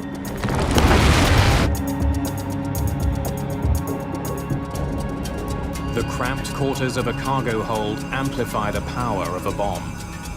Tests conducted at Penn State University show that the shockwaves created from a bomb blast don't travel in just one direction, but reverberate inside a luggage container, building on each other, vastly increasing the initial force of the explosion. If a bomb had indeed exploded in the cargo hold of Air India, it would have caused enormous amounts of destruction. It's the sort of damage that should have left its mark on the remains of Flight 182. Investigators have a growing suspicion that this plane was brought down by a bomb, but they still have no proof. So the investigators were not only looking for something that was broken that might have caused the failure, but they were looking for signs of what caused the explosion, such as burning or solvent stains or possibly shrapnel in seats. It meant a lot tighter scrutiny of every piece of wreckage. We kept on analyzing each photograph. Is it giving any indication of an explosion? Is it giving any impact damage? Knowing his time is running out, Kola selects a few key pieces of the plane to bring to the surface. Bad weather forces him to leave the rest behind. Kola hopes the bits he does have can prove there was a bomb on board. Each piece that's brought up is carefully mapped to its original position on the jet. One of the most promising sections brought up from the bottom is the floor of the front cargo bay. When we recovered that item, we found that it had holes which are of a very special nature. Penetration from inside to outside at a very high speed. Curling of the edges of that one. And that was indicative of that perhaps this is the place where the explosion had occurred. As many as 20 holes are found. In each, the metal is bent outward, like the petals of a flower. These are classic signs of something being blown out from the cargo bay. On the side wall of the cargo bay, investigators find more clues. Additional holes are discovered, like the ones on the floor. These also appear to have been blown out from the cargo hold. A closer study of the ceiling of the cargo bay also indicates that the ribs connecting it to the fuselage were broken by being forced up.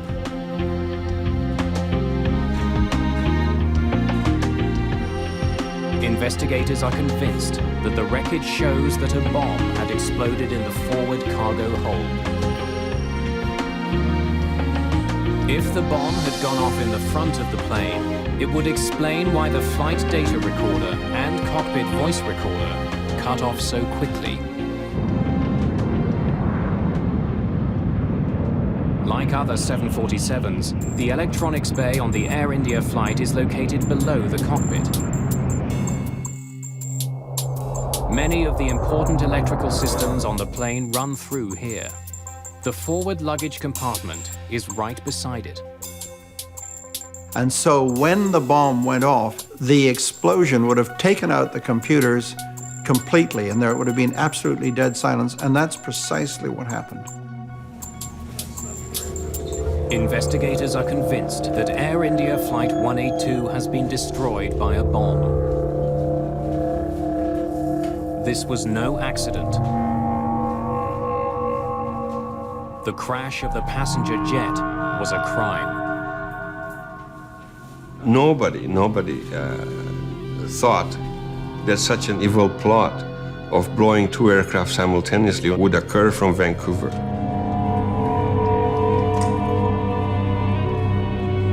Exhaustive detective work creates a clear picture of what likely happened on board the Air India jet.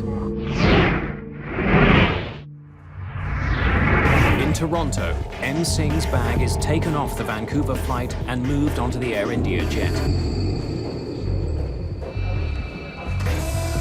It's put into a luggage container that's eventually placed at the front of the jet, right behind the plane's electronics bay. As the plane sailed over the Atlantic Ocean, the crew had no warning that a bomb was ticking down to disaster. They want about 30 custom seals. Customs? Yeah, custom seals to seal the bar before its arrival.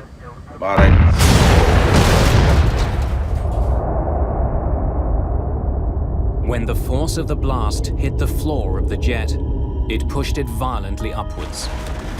The thin fuselage would have been blown apart. The air pressure inside the plane would have rushed out, tearing passengers from the cabin and fatally crippling the jet. The debris scattered over 9 miles is an indication of how rapidly and how how fearsome this whole decompression was. But in this instance, the aircraft completely didn't stand a chance of flight. There was no way of continuing flight in this case. As the jet fell towards the sea, the forces put on the fuselage tore it apart. It would have a tail torn off and the wings would start breaking. And there's no way of sustaining flight after that. It goes into gyrations. Once it goes into gyrations, there was just massive structural failure. After months of painstaking work, investigators believe they have unraveled the cause of the Air India crash. They've proven a bomb brought the plane down. It's now up to police to find the bombers. But with so many deaths and so many more possible if the Narita bomb had exploded in mid-air, there's immediate interest in making passenger jets safer. This was one of the biggest disasters in the Indian aviation history. And it could have been avoided if the procedures were in place. As the hunt for the killers continues, extraordinary steps are taken to tighten security and to see if jets can be made to withstand the force of a bomb.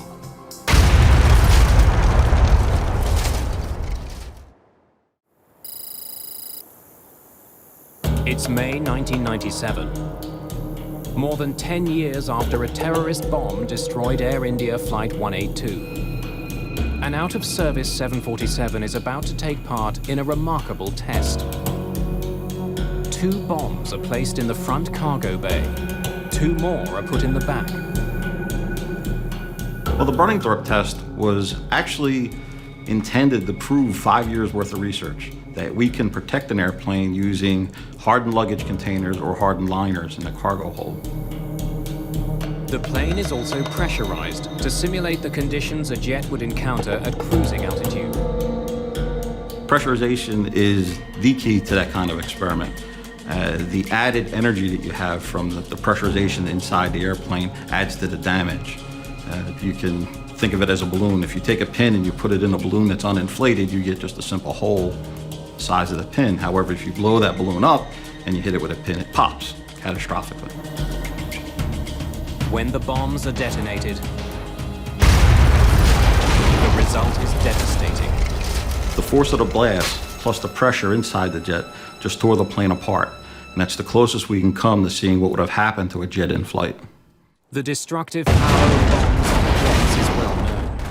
But what the tests at Bruntingthorpe showed was that relatively simple measures can substantially minimize the damage caused by an explosion. One of the bombs in the rear cargo hold was placed in a normal luggage container. But the bombs in the front cargo hold were different. One was placed in a specialized container strengthened with a material similar to that found in bulletproof vests. The other was put in a normal container, but placed beside walls that had been reinforced with a blast-absorbing liner. When the bombs explode, the front of the plane is virtually untouched. We had no breach of the airplane skin with the liner or with the hardened luggage containers. But towards the rear of the airplane or the tail, where we didn't have any of the hardened materials, it was a catastrophic failure for the airplane. The standard luggage container did nothing to minimize the blast.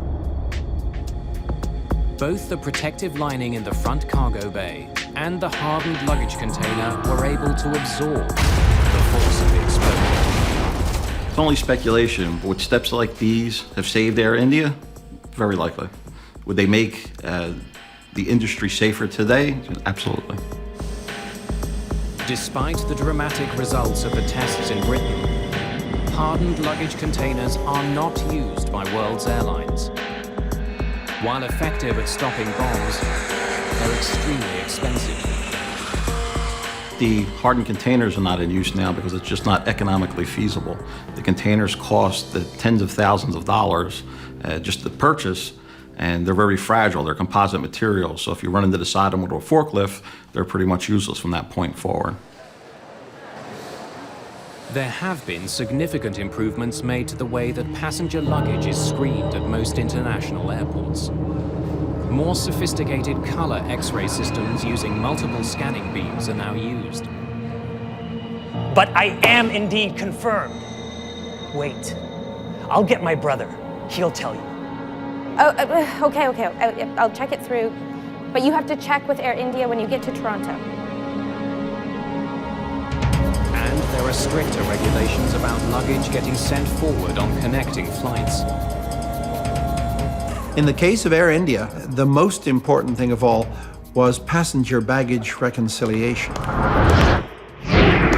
This is the key to detecting an explosive device or a terrorist. No plane leaves with baggage unattached to a specific passenger inside that plane. And that must be so.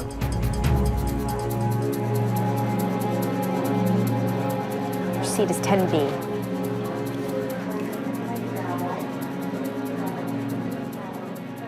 I think one of the most difficult piece of news for the families to accept was the many ways in which this tragedy could have been prevented. I mean, it was absolutely unforgivable that a bag could be interlined to another destination without a passenger accompanying it. The quality of training that security guards at airports get also came under scrutiny during the years after the Air India crash. It's still an area of concern for some security experts. There's a real failure to train security personnel. And that failure is because you cannot pay rent-a-cops subsistent wages to look after your security when you get on board an aircraft. In the Air India case, police eventually traced the bombing to Sikh extremists living in Canada. They're fighting to have an independent Sikh homeland created in India. The man who confessed to assembling the bomb is sent to prison. The man suspected of masterminding the plot is killed several years later while under arrest in India. Both men had deep ties to Canada's West Coast Sikh community. It's a connection that still bothers Lata Pada. It was a deliberate act of terrorism, and hurts even more that they were executed by Canadians on Canadian soil against Canadians. More than 20 years after the destruction of the Air India flight, the shock of the day is still fresh. And many questions remain unanswered. We still don't know who the two people were who checked in the bags. Apart from the basics of who made the bomb, we don't know much about who else assisted them. We don't know who picked up those tickets. There's a vow of silence that has hindered the investigation. This inquiry will be launched immediately. In 2006, the Canadian government launched an inquiry into the Air India bombing, another investigation of what happened and why. The shocking death of so many is a continuing source of anger and disbelief.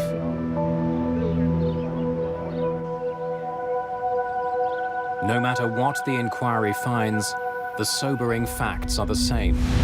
329 people killed in an instant. There are memorials now in Ireland and Canada, mourning the victims of the Air India crash. Marking the day a terrorist bomb ripped through the lives of so many. It's just so tragic about all our lives that we lead. Every day is an ordinary day in our lives, but some days, unexpectedly, something completely, totally unexpected shatters your life, and that was one of those moments.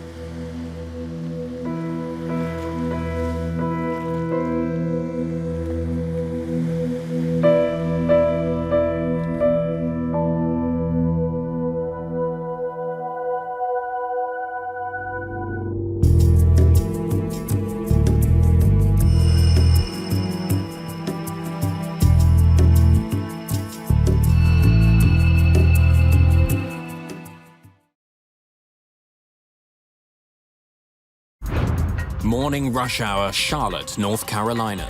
Its busy airport is rocked by a massive explosion. The flames were coming over the fence, just total craziness. Everybody was just running for their lives. Firefighters rush to one of the airport's main hangars. They confront an inferno. It was quite a while before we realized a plane had hit the hangar. A packed commuter flight has plunged to the ground shortly after takeoff. Everyone on board is killed. We kept scratching our head wondering, okay, this airplane flew 9 times previously and we had no problems. Investigators uncover a string of errors. Bill, I have an idea. And learn that passengers on small planes have actually been in danger for years.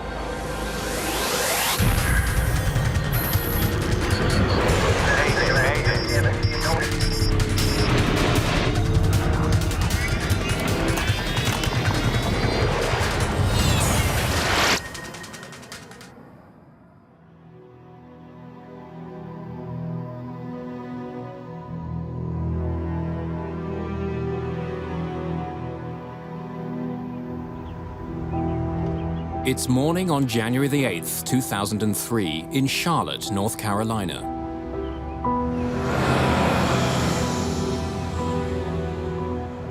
A city of 500,000 wakes. At Charlotte Douglas International Airport, commercial airline pilot Captain Katie Leslie is at work early. Only 25 years old, this Texas native has been flying for Air Midwest for almost 3 years. One of the youngest flight captains at her airline. Hey, Tom. Have a great flight. She's a top-rated pilot building her career at one of the fastest-growing airports in the United States. This airport is an important domestic hub for U.S. Airways, with flights to most major cities in the eastern United States. Air Midwest runs a commuter service as U.S. Airways Express. It operates a fleet of Beechcraft 1900D planes, a 19-passenger short-haul commuter plane, and a trusted workhorse in the industry. Today, Captain Leslie is in command of a 1900D on a 30-minute hop to Greenville-Spartanburg Airport in Greer, North Carolina. Her co-pilot is 27-year-old Jonathan Gibbs. How'd you sleep last night? Had a dream I was in Miami. Attention, ladies and gentlemen, this is the final boarding call for Air Midwest Flight 5481 to Greenville-Spartanburg. All passengers wishing to board should make their way to gate. Among the passengers flying to Greer this morning, 18-year-old Christiana Shepard.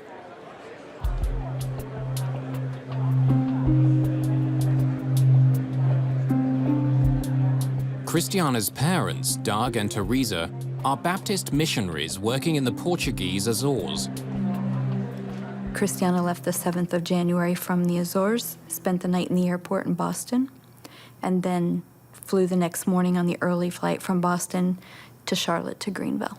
So she was on her way back to college. Christiana was very special, and she was one that would come up and give you a hug and say, you know, she'd come for no reason. She would give you a hug and say, Dad, I love you.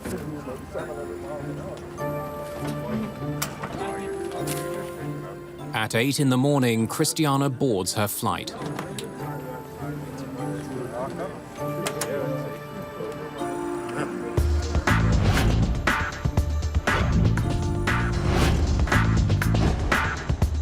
Meanwhile, as part of their standard checklist before takeoff, the crew calculates the weight of all the baggage, passengers, and fuel on the plane.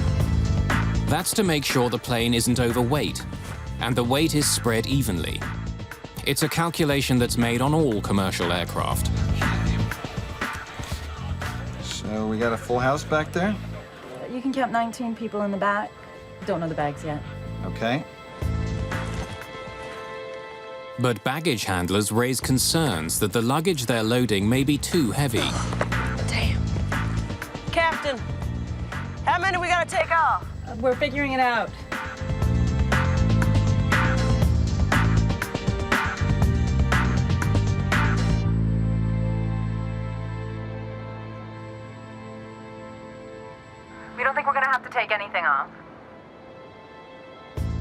Cool. 17018. 17120 is our weight, huh? Yeah, is our max. So, we're cool. So, yeah.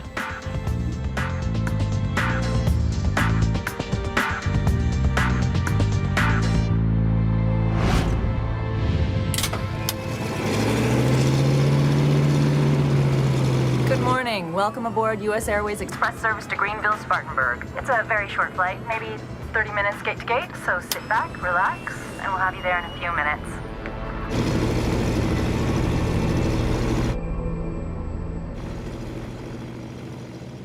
Before takeoff, the crew checks the flight controls, including the rudder and elevator, which help control the direction of the plane. Flight controls, free and correct. Air Midwest 5481, runway 18 right. Taxi into position and hold. Captain Leslie is moments from takeoff. On the runway ahead of them is a Bombardier CRJ ready for departure. The CRJ sure is a good-looking plane, isn't it? Yeah, wish I was flying it. With powerful turbulence released from the CRJ, Captain Leslie must keep a safe distance. They're gonna blast us with his jet blasts. Air Midwest 5481, turn right heading 230. Cleared for takeoff. Set takeoff power, please.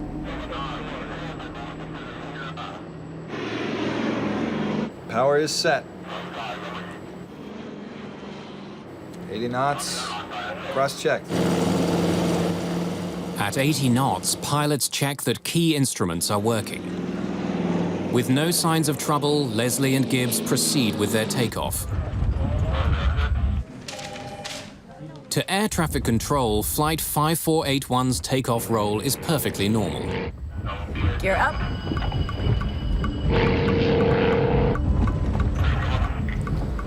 What? But without warning, the plane's nose pitches dramatically upward from 7 to a staggering 54 degrees. Oh, help me! You got it? The crew struggles to get the nose back down again. Airflow over the top of the wings creates lift. But if the nose keeps rising, air won't flow smoothly over the plane's wings. The plane will lose its lift, stall, and plunge from the sky. Push the nose down!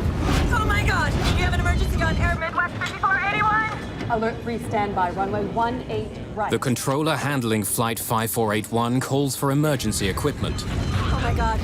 The plane is now 350 meters from the ground.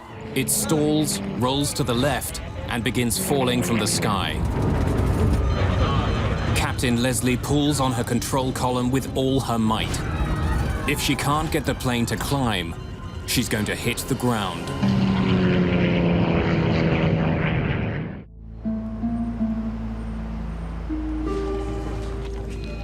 Air traffic controllers watch as a 19-passenger plane plunges towards the Earth.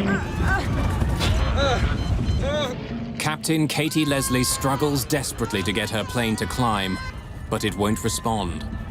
The plane heads towards a packed US Airways hangar.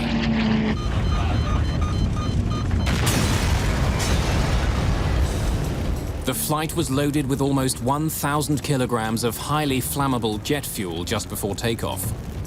The impact instantly ignites all that fuel. Now the intense fire threatens to engulf the hangar. There are several airplanes and hundreds of people working inside. Fire station open. Emergency?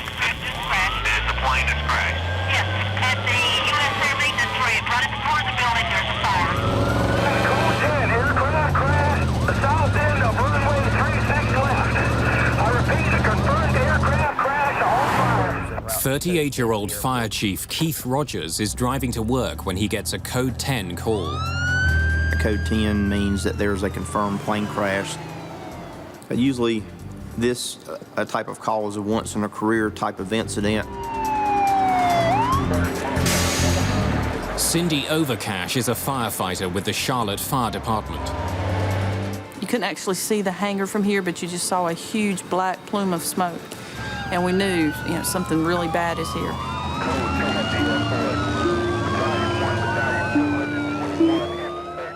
In the adjacent building, sales director David Isola hears the explosion. Well, I was sitting at my desk, and I heard this loud boom.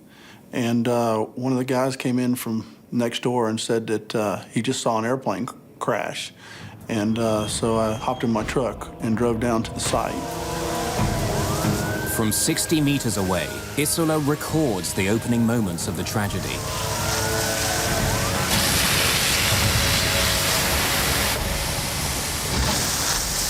There was a lot of smoke, and it was just like hell.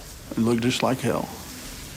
The flames were coming over the fence, just total craziness. Everybody was just running for their lives.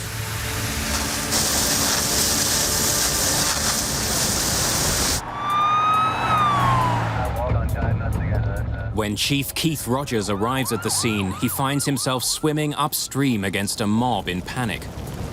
As I got onto the airport property and got onto the tarmac, the people were exiting the hangar. Those people were running out in front of the fire trucks, the fire cars, so we had to drive with caution. They were getting out of the building as fast as they could, because I think they definitely realized that this was not a drill, this was a real emergency. And we still weren't sure if we had a plane inside the hangar that had caught on fire, or if the hangar had caught on fire. It was quite a while before we realized a plane had hit the hangar. Chief Rogers immediately takes command of the scene. He knows that there are aircraft parked inside the flaming hangar. Their fuel tanks threaten to blow. And our concern was, one, about the people that were on board the aircraft, two, for the people that were working in the hangar, and three, we had to worry about the airplanes that were in for repair. Were those aircraft on fire? So we had a lot of major issues to deal with. Within minutes, firefighters begin to get the inferno under control. The hope now is that somewhere inside the wreck, survivors are clinging to life.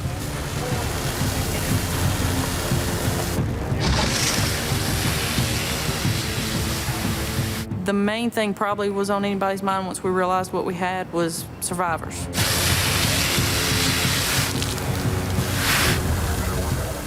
Chief Rogers sends a line of firefighters led by Cindy Overcash into the heart of the inferno.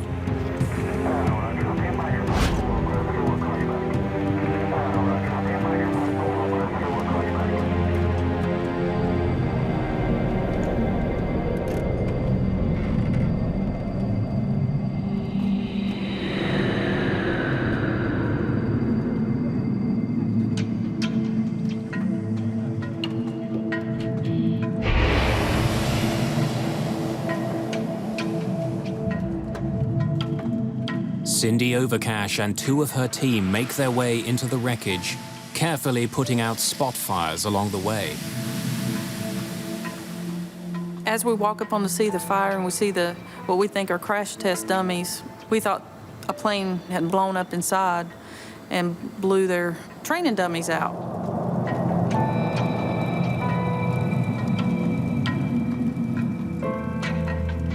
And then it dawned on me.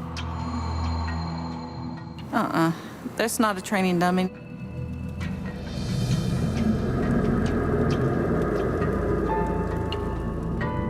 It took them a few minutes to determine exactly what was happening, and once they did that, it was obvious that there were no survivors.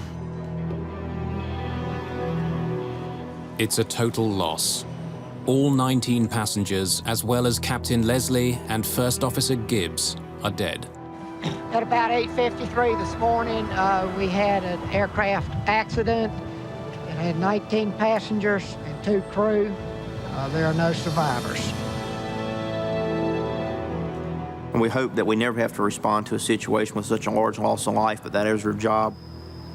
This is some of the most difficult duty and tasks that a firefighter will ever do in their career.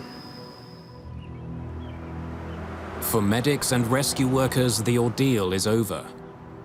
But for friends and family of the victims, the anguish has just begun. I was walking through the living room, and I stopped and said, my heart's beating right now just the way it was then, said, "Has Christiana called yet?" She said, "No." I said, "Okay," and I knew then what had happened. I knew. So I went and got the telephone and called the school. He said, "Yes, Mrs. Shepard, we have some sad news." And he told me that the plane had crashed on takeoff. I asked if there were any survivors. He said no. So then I knew I had to go tell Doug, and he was in the garage. Yeah, it's something you never forget about. I was changing a fluorescent bulb, and Teresa came to the doorway. How do you say that? You use words every single day. How can you use words to ruin someone's life?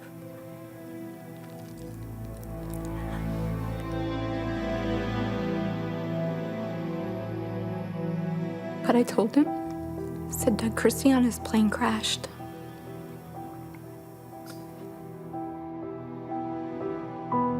At that moment, my world fell apart. Now the Shepards and the families of the other 20 victims want to know what caused the deaths of their loved ones.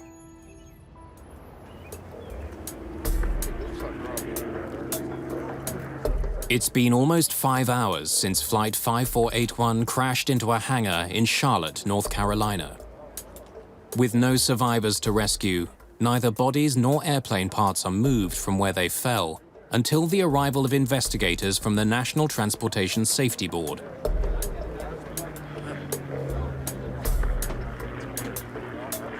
While medical examiners mark the location of human remains in red, NTSB investigators mark scraps of metal in yellow, looking for clues to help them figure out what happened aboard Flight 5481. Among those assigned to this case, lead investigator Lorinda Ward. This is her first assignment as the lead investigator of a crash. But today, she's not feeling her best. That day, I was a little bit under the weather. I was fighting off a cold. You have the adrenaline that shoots through your body at the time, and so that actually makes up for when you're not feeling well. And I knew that the other people on my team were experienced, so I felt comfortable going to Charlotte. At Charlotte Douglas Airport, Ward takes the first steps towards solving this accident. I checked in with the fire department to make sure that the fires had been put out, and then called a meeting with all the first responders to see what they had noticed when they came to the crash site. Ward acts fast. Because there are bodies entangled with the wreckage, she declares the crash site a potential biohazard. Investigators who might come in contact with the wreckage must wear protective suits while they examine the wreck and identify the victims' remains. When we arrived on scene, the accident site did not look like an airplane was there. Due to the fire, the post-crash fire, when you initially walked up to it, it was hard to identify that you had an airplane that could hold 21 people. While work continues at the crash site, All right, let's go. Lorinda Ward and her team look for clues nearby. We had the folks go shoulder to shoulder on the runway that the accident crew took off on to pick up anything that they saw on the runway to see if it had any relevance to the accident investigation. Runways must be clear of all debris. The smallest object can become a deadly projectile if it strikes a plane on takeoff. 3 years earlier, a Concorde jet ran over a 40-centimeter strip of scrap metal on a Paris runway.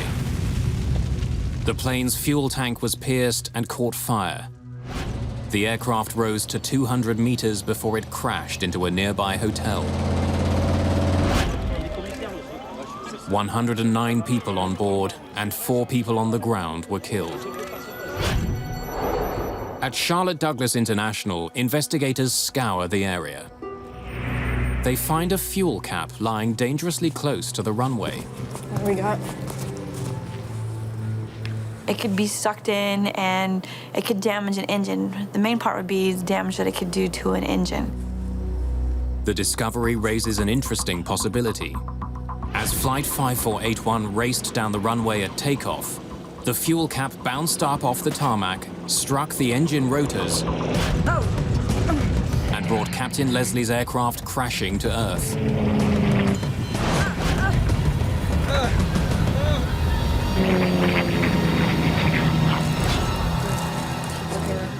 This was to be brought back to see if it had any relevance to the accident investigation, whether it came off the airplane itself or if it could have done some type of damage to the airplane. A closer examination leads Ward and her team to conclude that the fuel cap could not have interfered with the propellers. Investigators discover no other relevant debris on the runway. The runway debris theory is ruled out. Now, NTSB Air Traffic Control investigator Bill English explores another scenario. When we first heard about the accident, it looked like there might be the possibility that we'd want to look at a wake turbulence encounter. The wings of a fast-moving jet disturb the air around them, creating a trail of violently swirling air. NASA tests decades earlier had illustrated the power and danger of wake turbulence to other planes. We had to see, did another airplane depart before it? That's where wake turbulence hazard would come from. And we wanted to look at what kind of airplane departed ahead of it. Larger, heavier airplanes are the more risky wake turbulence creating airplanes. Bill English examines radar records from the time of the accident. He learns that a much heavier Bombardier regional jet, a CRJ, took off moments before the beach. The CRJ sure is a good-looking plane, isn't it? Yeah, wish I was flying it. The wake turbulence is generated from the wingtips of any airplane. As soon as it starts to lift off the ground, it makes what people sometimes call horizontal tornadoes, vortexes of air that can create hazardous turbulence. Runway 18 right.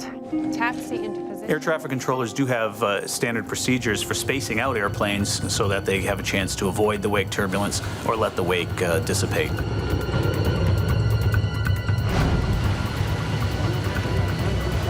1 year earlier, an American Airlines jet taking off from New York encountered wake turbulence. The plane crashed into a residential neighborhood. 260 people on the plane and 5 people on the ground were killed. You're gonna blast us with his jet blasts. Air Midwest 5481. cleared for takeoff.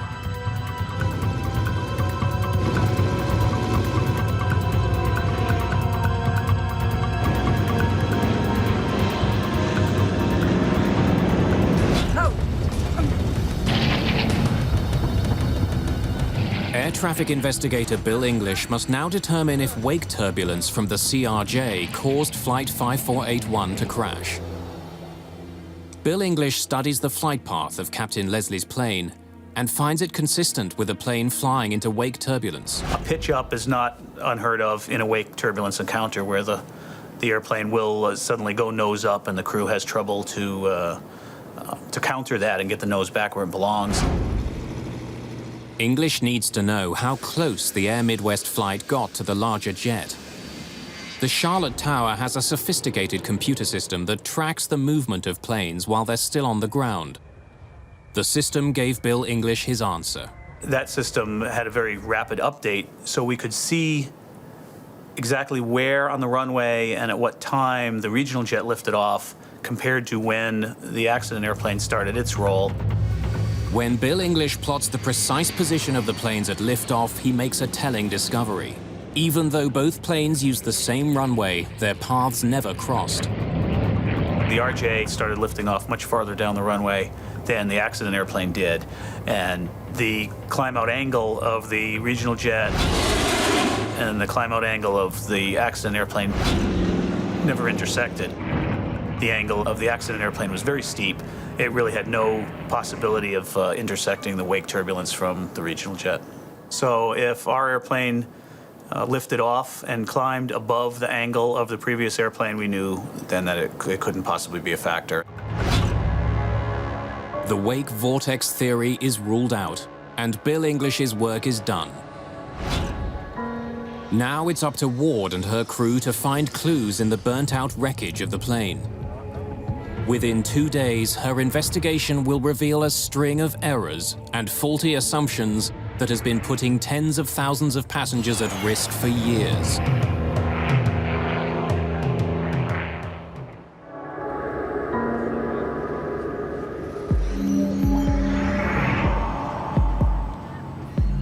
Within hours of the crash, investigators find the cockpit voice recorder and flight data recorder from Air Midwest Flight 5481. The recorders are designed to withstand temperatures of up to 1100 degrees Celsius. In this crash, parts of the voice recorder had actually melted. The devices are photographed and sent for analysis. Then, amongst the tons of debris on the ground, investigators discover the shredded remains of the elevator control cables. Vital to flight control, these cables link the pilot's control columns to the flight elevator, an aerodynamic panel that helps pilots climb and descend. Turnbuckles keep the cables taut. To climb, pilots pull on the column. The cables pull the elevator up, forcing the nose to rise. To descend, pilots push on the control column. The cables tilt the elevator down, and the nose falls. But as investigators examine the burnt-out cables and turnbuckles on Captain Leslie's plane, already something looks wrong. They looked unusual. They weren't in like the normal position that you would find them. In this case, we had one adjusted all the way out, and then one adjusted all the way in. So those were set aside for us to look at later. While the lab work continues, NTSB investigator Stephen Carbone travels to Huntington, Virginia. He interviews mechanics who worked on the plane the day before the crash. It's all there. At the time, we had known that it had just come out of a detail check, which is a routine check. And knowing that, we were looking into the possibility that something had been done during the check that needed to be looked at from an investigation point of view. The cables needed servicing. My guy wrote up a service order, and I put him on it. Don't forget the manual. Got it. Every 1,200 flight hours, Air Midwest planes go in for routine maintenance work. This includes adjusting the cables that control the plane's elevator. In the process of doing this check, he found that the mechanic had found that the cables were out of limits. So he had written up that he was going to check the cable tensions and then adjust them as per the manual. Everything's right. The mechanics tell Carbone that the work was checked and stamped for quality assurance. They believed that the aircraft was properly rigged as per the manual.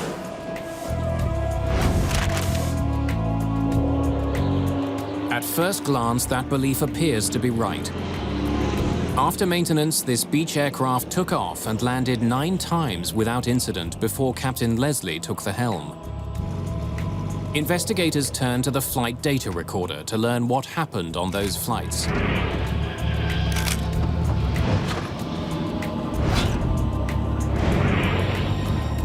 The flight data recorder stores data from numerous flights, both before and after the plane's cables were adjusted. No one on any of those flights had encountered any problems with the plane's elevator. So at the time, we didn't know how that affected the airplane because it had flown 9 times successfully before the accident flight. Ward also discovers that the crew tested their elevator controls before Flight 5481 took off.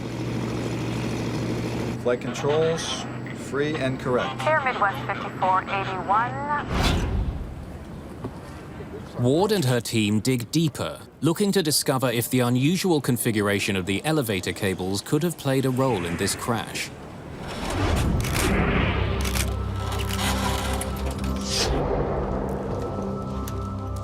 What they find strikes at the very heart of what went wrong. Normally, both turnbuckles are almost exactly the same length. But on Captain Leslie's plane, one turnbuckle is noticeably longer than the other. To establish the correct cable tension, mechanics tighten the turnbuckles. But too much tightening of a turnbuckle shortens the cables and cuts the range of motion of the elevator control. The elevator should be able to tilt to a nose-down position of 14 degrees. But their downward range has actually been cut in half to only 7 degrees. The result is deadly. As the flight got underway, the nose pitched up as expected during takeoff. What? Push the nose down! Oh my God! But the reduced range in the elevator made it impossible for the pilots to bring the nose down again. Due to the adjustment that had been done in the maintenance a few nights earlier, there was nothing that the crew could have done at that time. Unable to bring the nose down, the pitch of the wings became too pronounced. With no air flowing over the top of the wings, the plane lost its lift and began falling from the sky. The pilot's struggle with the elevator helps explain why Flight 5481 crashed that day. Somehow, the elevator cables were improperly adjusted.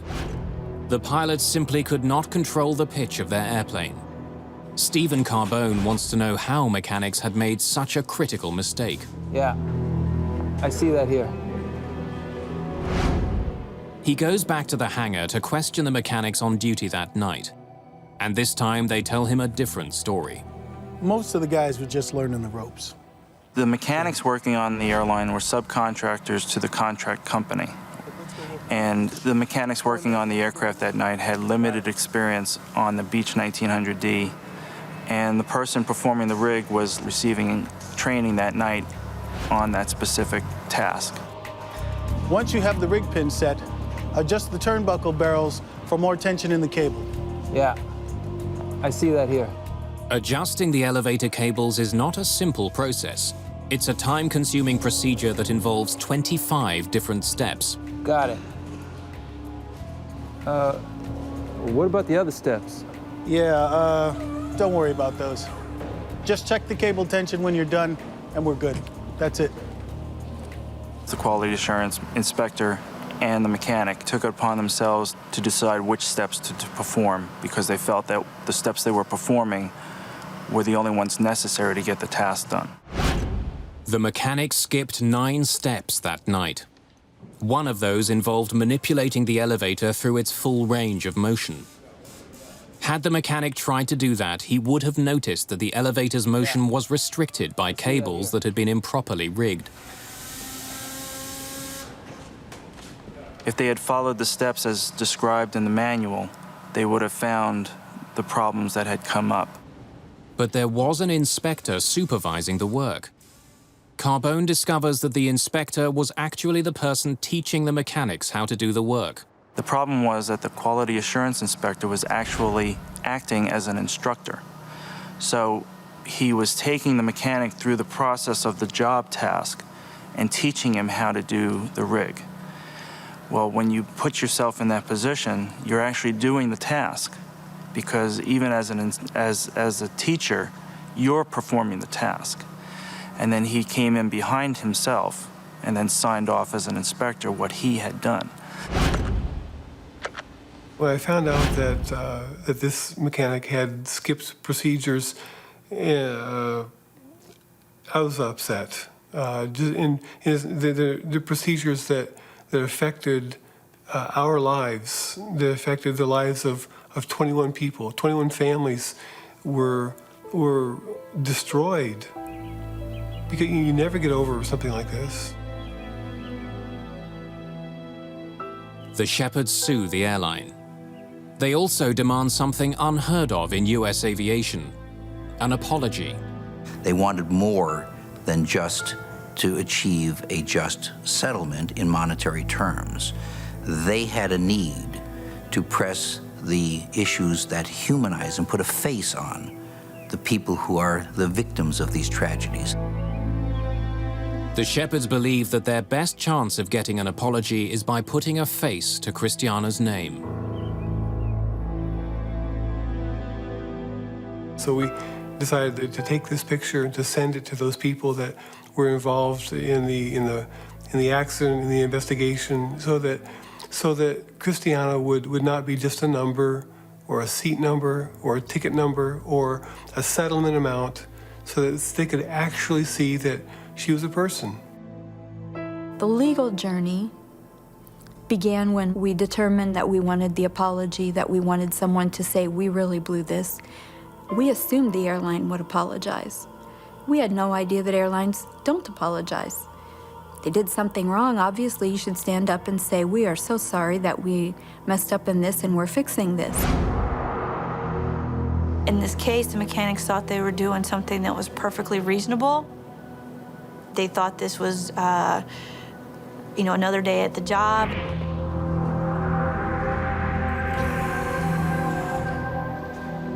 And then to come to find out that now 21 people have been, killed due to their inadvertent act. For Lorinda Ward and her team, it looks like they've found the problem. But something still doesn't add up. Why didn't the problem with the plane's faulty rigging surface on any of its previous flights? We kept scratching our head wondering, okay, this airplane flew 9 times previously and we had no problems.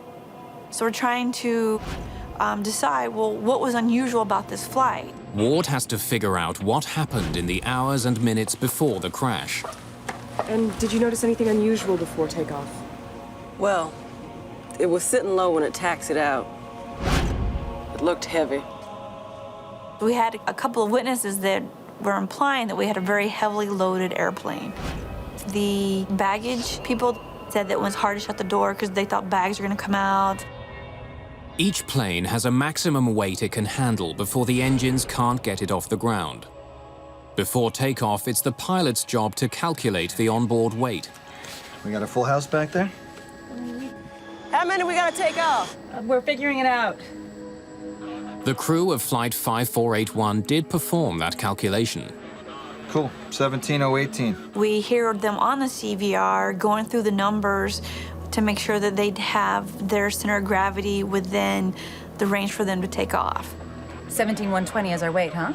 Yeah, is our max. On any plane, large or small, the weight of cargo and passengers has to be distributed evenly. The balancing point of an airplane is called its center of gravity. For a plane to fly safely, it can neither be too far forward nor too far back or aft. So, we're cool. So, yeah. We don't think we're gonna have to take anything off. Air Midwest pilots are instructed how to make weight and center of gravity, or CG, calculations. They use average weights to make that calculation, 175 pounds per passenger and 20 pounds per bag. They knew that they had a very aft CG, but due to using the average weights and average calculations, the paperwork showed them being within the range that they needed to take off.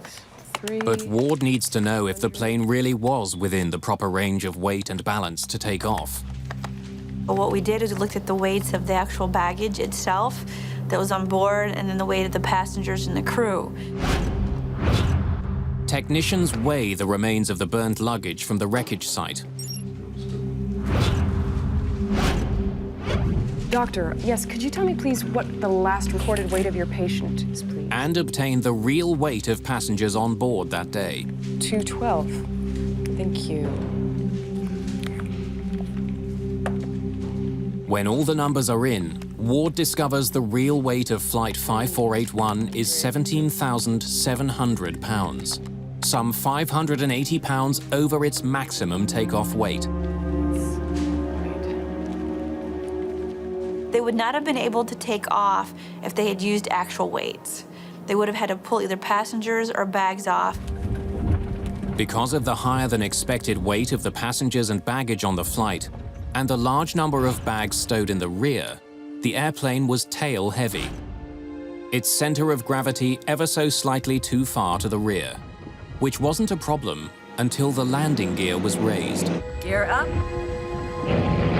When the gear's weight moved backwards from the nose, it tipped the balance of weight too far back. The pilot's efforts to regain control of the aircraft were futile, crippled by the airplane's defective elevator controls. When the nose gear moved aft, they lost the ability to control the aircraft because all the weight went back and they had no elevator movement enough to bring the nose back down. And at the height that they were at, they had no recovery. The passengers and crew of Flight 5481 were doomed the moment the plane left the ground. They had no way of knowing that two unrelated problems would combine to bring down their plane. This was just a normal routine flight for them, and they did all the pre-flight checks, they did their weight and balance, they did the correct calls, they're on the right runway. It was just another day at the job, and they didn't know that they had these two hidden, latent failures that were waiting for them. But faulty maintenance and above-average weights weren't the only issues uncovered by Lorinda Ward's investigation. Hey, you got a sec? I have an idea. Lorinda Ward suspects she's uncovered problems that didn't just affect this one flight, but that also affected every commuter plane in the air.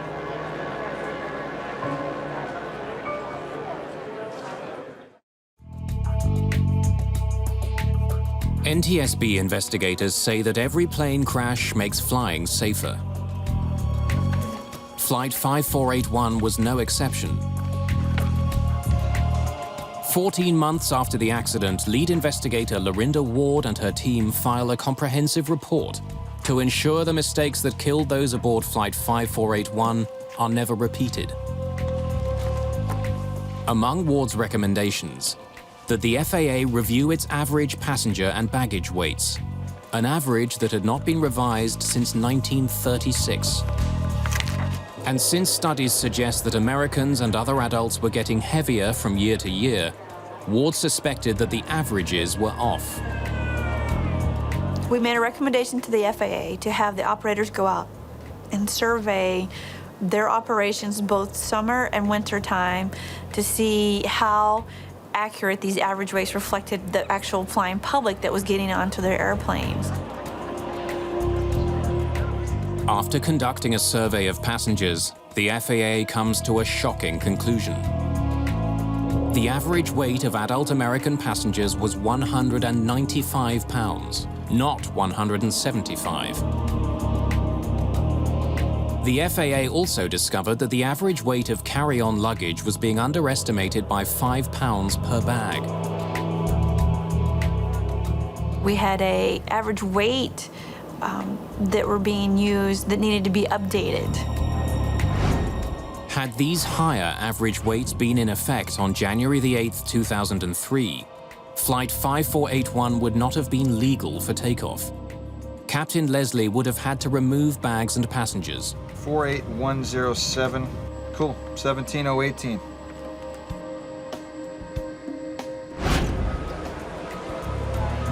Air Midwest pilots now use an average weight of 200 pounds per passenger, which means that their Beechcraft planes can only carry 17 passengers, not 19. But Ward's report goes on to say that even with updated industry averages, there's still room for error. Her report states that flying small aircraft will be safest only when airlines stop using average weight assumptions altogether and calculate the real weight on board before takeoff. New technologies are being developed to allow air carriers to measure actual weight and control balance in real time as the plane is loaded. Knowing the actual weight of passengers and baggage is vital.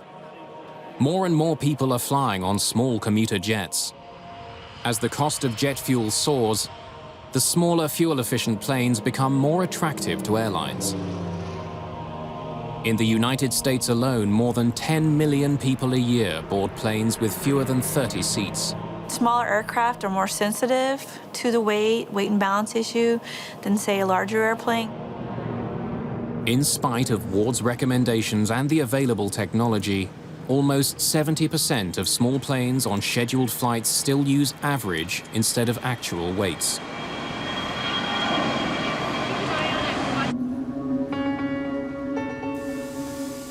For Doug and Teresa Shepard, there is still another danger that threatens to strike again.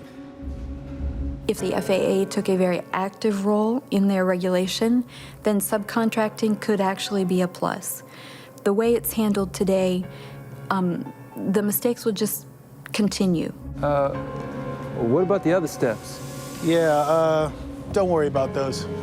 Just check the cable tension when you're done, and we're good. In her report, Ward states that all air carriers need to provide direct oversight to make sure that even subcontracted work is completed correctly. This investigation was unique to me personally because it was my first launch as an investigator in charge. This was, in my mind, a significant investigation in the fact that we had the 22 safety recommendations that came out from a small accident investigation. For the Shepards, the NTSB recommendations come too late. But after a lengthy legal battle, Air Midwest does deliver a rare and formal apology for the mistakes that cost 18-year-old Christiana Shepard her life. My name is Ron Goldman, and my role here today is I will be introducing the public apology, and then I'll have a few words. The public apology is, in aviation cases, unprecedented.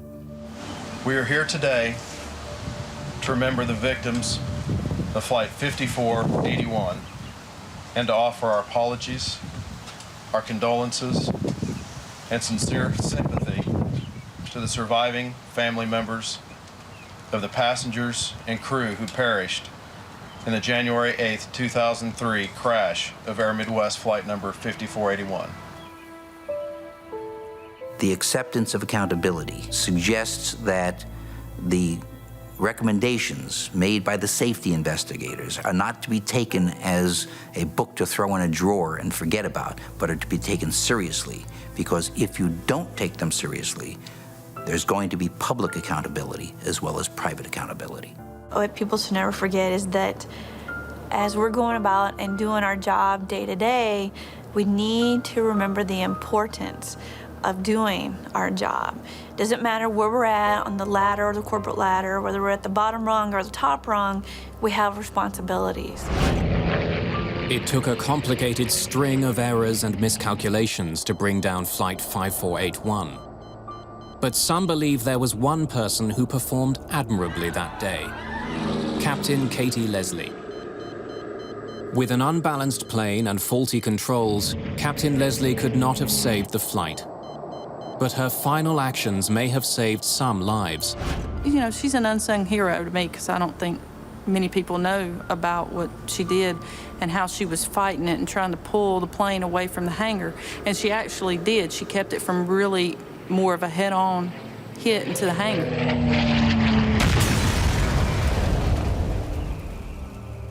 Which probably saved countless other people from perishing that day. It was firefighter Cindy Overcash who found the body of Captain Katie Leslie among the wreckage. To this day, Overcash still feels a special connection to the young pilot. I don't know, I just felt a kinship. I don't know why. I don't know, you know, it could be as simple as I found her. And I was there when she left this world. I don't know, but I thought about her a lot.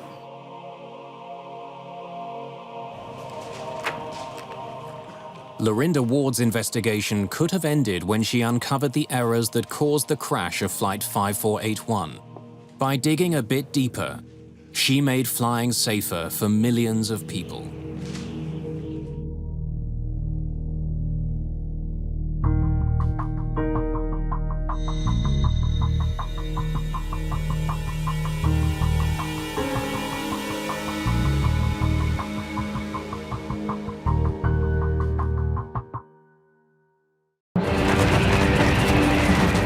At the time, it was the worst crash in aviation history. It was just a scene of absolute, utter devastation. In 1974, more than 300 people died when their plane fell from the sky. There's barely anything left here that's recognizable as being a part of an aircraft. You couldn't walk anywhere without the danger you were going to stand on a part of a human being. The key to understanding the disaster is found thousands of kilometers away. An unusual piece of evidence that tells the troubling story of a crash that could have been prevented.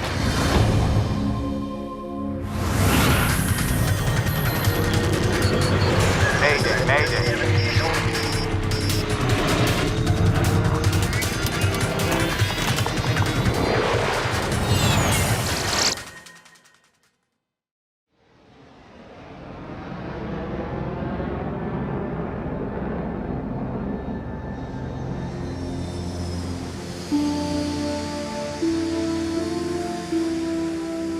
June the 12th, 1972. One of the newest members of American Airlines fleet is in Detroit, Michigan. John, Page. Flight 96, a brand new DC-10, is getting ready for takeoff. Captain Bryce McCormick and co-pilot Paige Whitney have been in the plane for hours. Back there, so when we're in flight, if you can get a chance just to look at that. Detroit is just a stopover on a flight from LA to Buffalo and then to New York. You got there? You ready to try one, Page? All right, sir.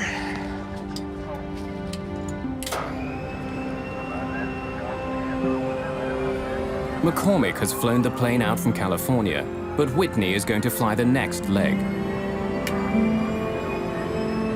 Both men want as much time at the controls as possible.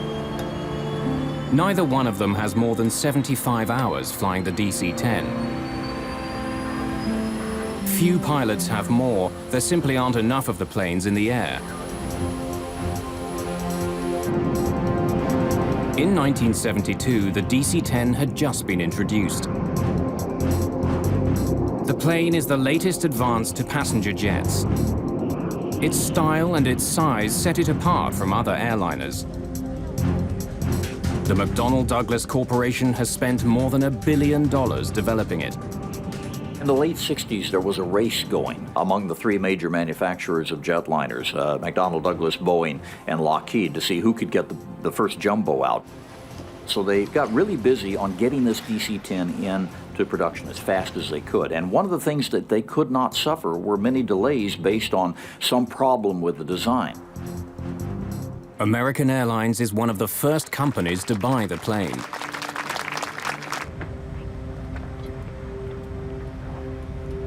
Flight 96 is one of those planes. Just the 5th DC-10 ever built.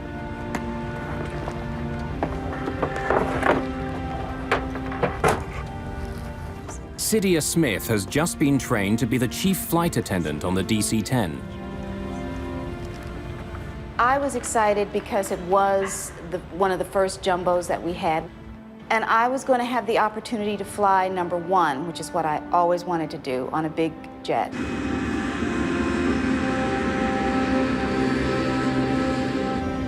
Okay, you got it?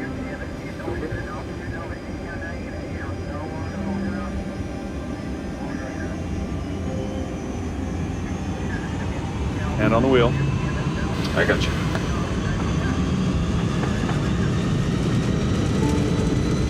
V1, rotate.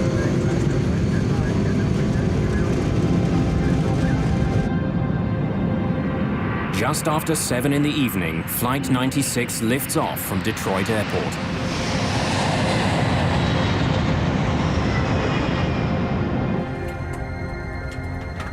Just minutes after takeoff, the plane is rising easily through 3,500 meters over Windsor, Ontario, Canada.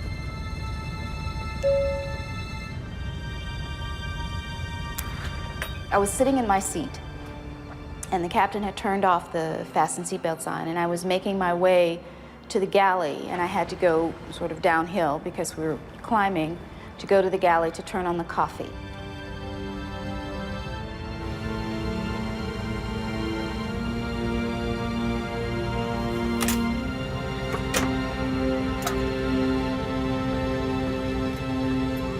When I punched the coffee and I moved over to one side, that's when it happened.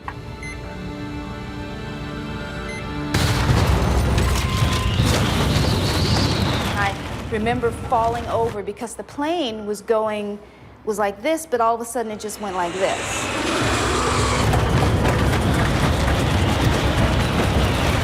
I saw ceiling compartments fall, and I saw things coming out of pockets and everything, and I thought to myself, oh boy.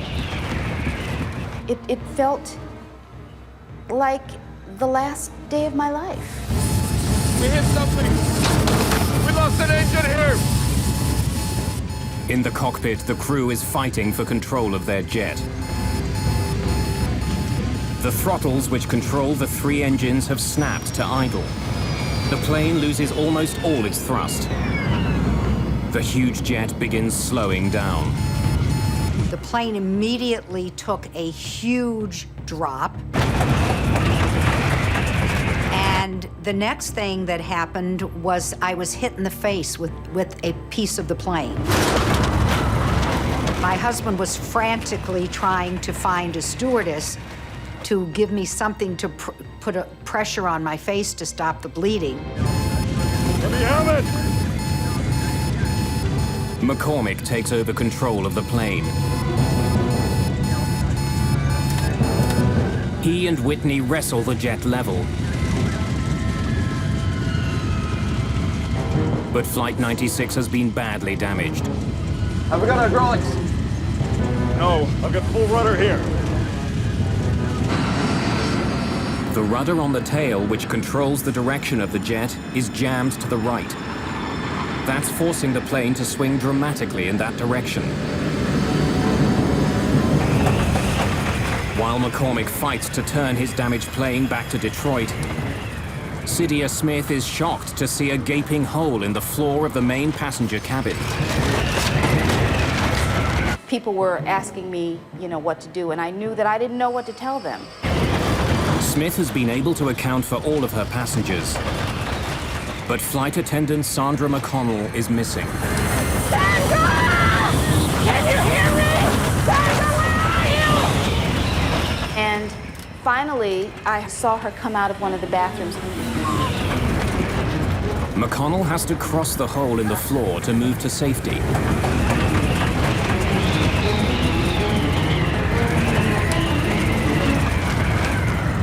And almost every step she took, the floor kept collapsing.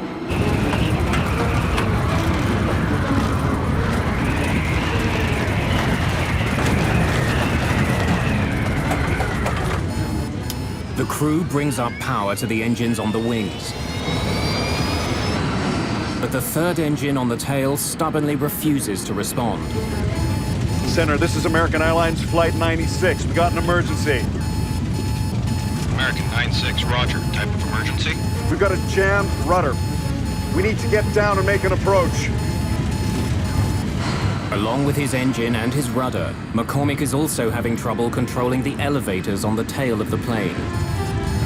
They help him move the massive plane up and down. They're slow to respond, but he can move them. The situation isn't completely hopeless. I think it's going to fly!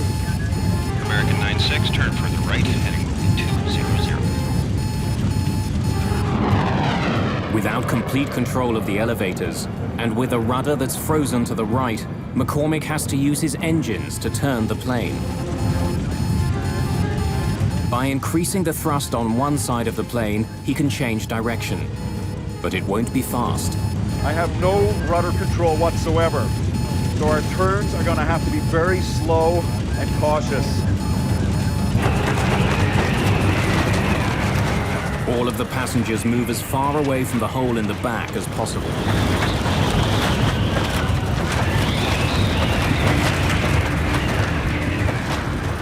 But apart from the cut to Loretta Kaminsky, so far there are no other serious injuries.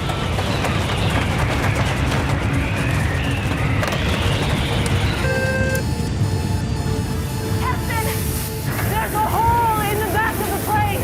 A hole? Yes, sir. What do you want us to do? Get everyone ready for an emergency emergency landing.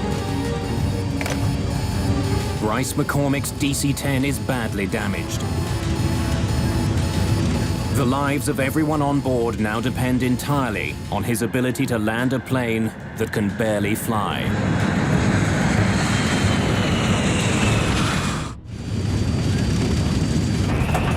With explosive suddenness, a short flight from Detroit to Buffalo has become the most challenging flight of Captain Bryce McCormick's career.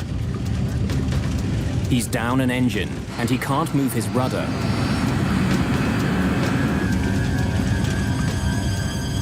As he heads back to Detroit, McCormick begins to slow his plane down so it can land safely. But when he does, his plane begins falling dangerously fast. Ideally, McCormick should be descending at 700 feet a minute. But now he's falling more than twice that fast. 1,600 feet per minute. What's the sink rate? Sink rate, 1,600! At this rate, McCormick will crash well short of the runway. He increases power to his engines to slow his fall. Sink rate, 700. McCormick has slowed the plane's descent to 700 feet per minute. But to do that, he's had to increase his forward airspeed, which means he'll be landing far faster than usual. For the first time since the beginning of the crisis, McCormick talks to the passengers. Ladies and gentlemen, this is your captain speaking. We've had a small problem, but the plane is under control now, and we're heading back to Detroit for an emergency landing. Bryce McCormick was as calm as if he were welcoming you on the plane. As the plane nears the airport, flight attendants ask passengers to remove their shoes and any sharp pieces of jewelry. They had to take off their shoes and glasses. We collected everything in a blanket. Less than half an hour after leaving, the badly damaged DC-10 struggles back to the Detroit airport. The few minutes that it took to get back to Detroit were the longest minutes that I will ever remember spending on an airplane, because we were sure that we were not going to survive.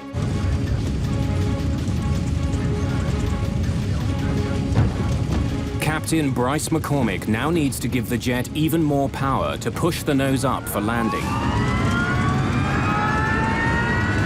His plane is still drifting to the right and traveling fast.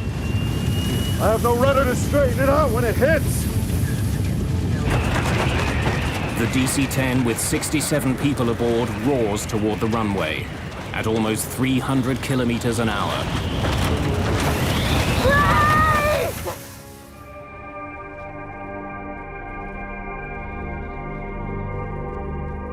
The landing was the most frightening part of the entire flight.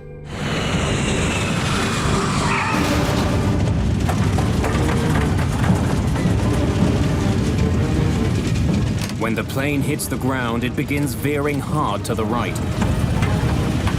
Once the plane landed, it seemed like we just went on forever. I mean, it was just forever. One set of landing gear wheels runs off the runway and through the grass.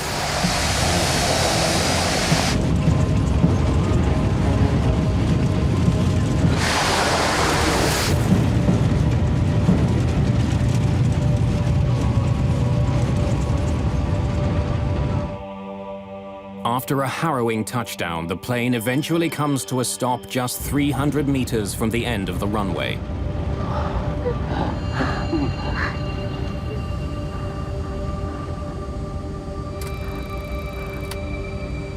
Okay. Engines off at your discretion. Shut him down. Every woman wanted to hug him, and he was just amazing, because it was just at that moment that we all realized that we were alive because of him, that he literally had saved our lives. If you take a look at something like this and you say, well, there's good flying and there's bad flying, this is beyond good. This is superlative. This is using every instinct you have as an airman and all the capabilities you have to stay calm enough to get the situation assessed. With the plane on the ground, the crew has its first opportunity to inspect the damage. The captain and I walked back when everybody was off. We walked back to the back, and we just looked up and saw this hole. And it was just so weird. There's no indication that the jet hit something as the pilot's first thought. What has caused such damage to the airliner? The hole was so enormous that if anyone had been sitting in the seats that were there, they would have been sucked out immediately. At that point, they still felt it might have been a bomb. But while the incident had happened with explosive suddenness, no indication of a bomb is found.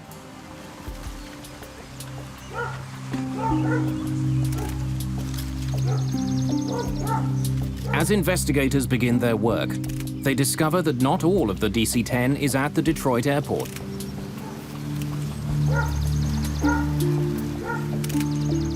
A coffin that the plane was carrying in its cargo hold is discovered 30 kilometers away from the Detroit airport, near Windsor, Ontario, Canada.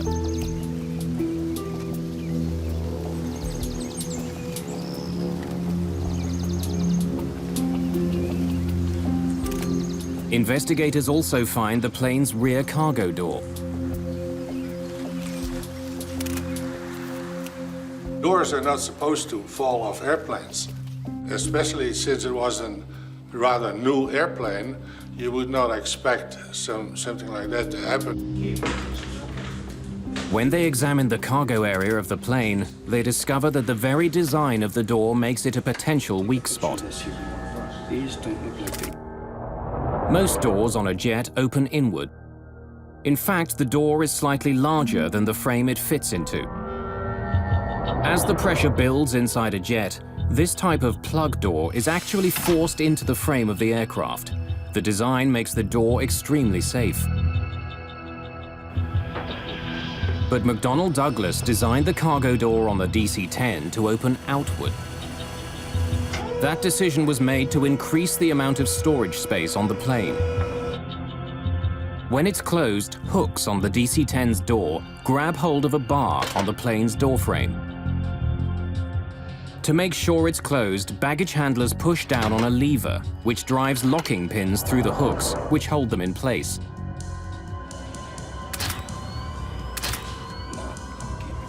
When investigators examine the cargo area of the plane, they don't find any structural damage around the door. When they study the locks on the cargo door itself, they find that the latches are not completely closed. And the pins that are supposed to make sure the door is locked are not in their locked position. When we interrogated the cargo handler that closed the door, it became immediately apparent that he used excessive force to close the door. And in fact, he said he had to use his knee to get the door handle to go flush. Investigators make a frightening discovery. It's possible to close the lever on the outside of the door, even if the hooks and locking pins are not in the closed position.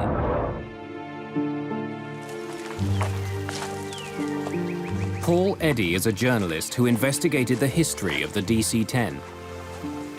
What Windsor showed is that you could actually pull the handle in order to buckle the top fixture so that the handle went home properly, but the locking pins had not gone through the spools. Engage the lever. This means that baggage handlers can believe the door is closed when it's not. Not only can the outside lever be closed without the locks being fully engaged, there's no way for the crew of the plane to know. The faulty locking pins will still turn off the warning light, even though they aren't in their proper position. The door was a ticking time bomb. As passenger jets climb, the difference between the pressure inside the plane and the pressure outside the plane grows. If a door isn't properly shut, it will blow out with explosive force. The problem on the American Airlines flight began as the plane passed through 3,500 meters. When the door blew, the coffin in the cargo hold was sucked out. When the air pressure inside the plane was released, anything that wasn't firmly attached was pulled out of the airliner. It's a really startling thing if you're not expecting it. What you've got is a lot of air stuffed inside this pressure vessel that now wants to get out. And the bigger the airplane is, the more powerful the hurricane of air leaving the airplane is during that period of time. By itself, explosive decompression does not make a plane unflyable. So why had Captain McCormick experienced such difficulties controlling his jet? Investigators take a closer look at the back of the plane's cabin and learn that the very design of the DC-10 makes it vulnerable. When the cargo door blew off, there was so much pressure on the floor of the cabin that it collapsed into the cargo compartment below. When it did, the floor ripped into some of the plane's critical control systems. When it collapsed the floor, it took the cables that controlled number 2 engine, and it took most of the cables, or impeded most of the cables that had to do with the flight controls in the back. I think it's going to fly! It left McCormick just enough control to keep his plane level. The remarkable flying of Bryce McCormick had saved the lives of everyone on board Flight 96. But there was a problem with one of the newest and most expensive planes flying over North America. In the Windsor incident, there was an obvious flaw. And that's where the NTSB said, look, here is really the smoking gun, the ability to close that thing without having all those locks engaged. Let's make sure we change this system right now. Every DC-10 operator needs to know this. I want everything checked. I want all the bolts checked first. Chuck Miller is the head of the NTSB's Aviation Safety Bureau. You have to check all the latches, okay? Every single latch. It's his responsibility to point out problems with the new DC-10 and propose solutions. He helps write the fixes he thinks McDonnell Douglas needs to make to keep the plane safe. He was a very, very professional man, and he had his investigators had enormous respect for him. Chuck didn't sit back in the office. Chuck was always on the scene. For Chuck Miller, fixing the DC-10 is a matter of professional pride. For McDonnell Douglas, the near accident over Windsor has enormous implications. Their billion-dollar gamble came close to tumbling from the sky. If anything else goes wrong, the company itself could be at stake.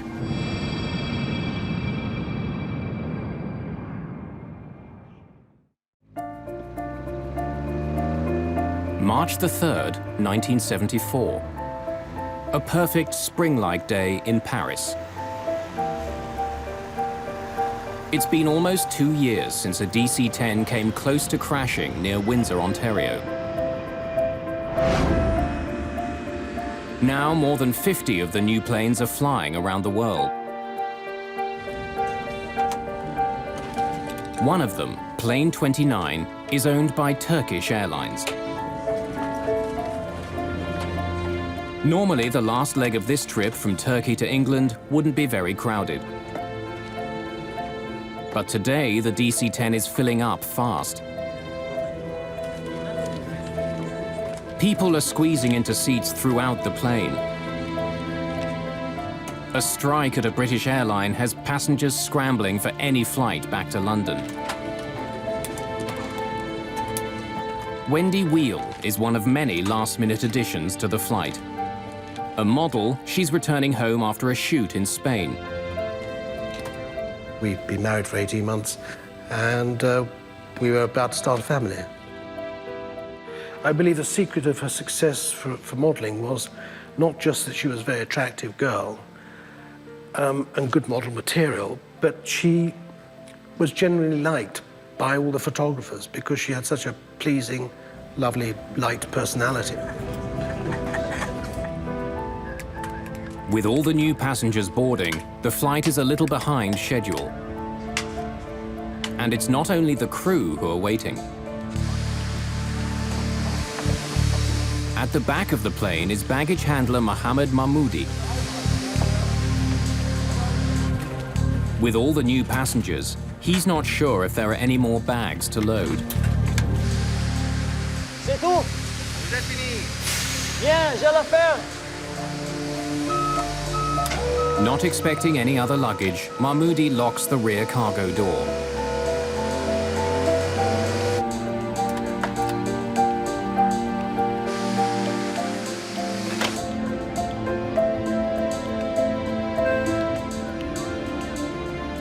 The DC-10 is set to go.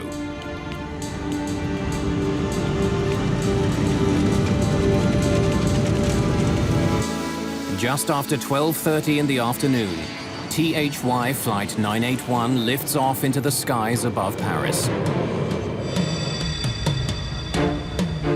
London is less than an hour away. Race control, this is Tango Hotel Yankee 981. We're at 60. Requesting clearance to flight level 230. Tango Hotel Yankee 981, you are cleared to flight level 230. 981, roger.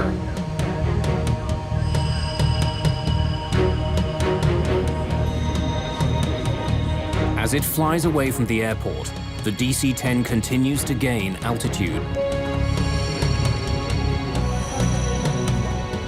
2,700 meters, 3,000 meters, 3,300 meters.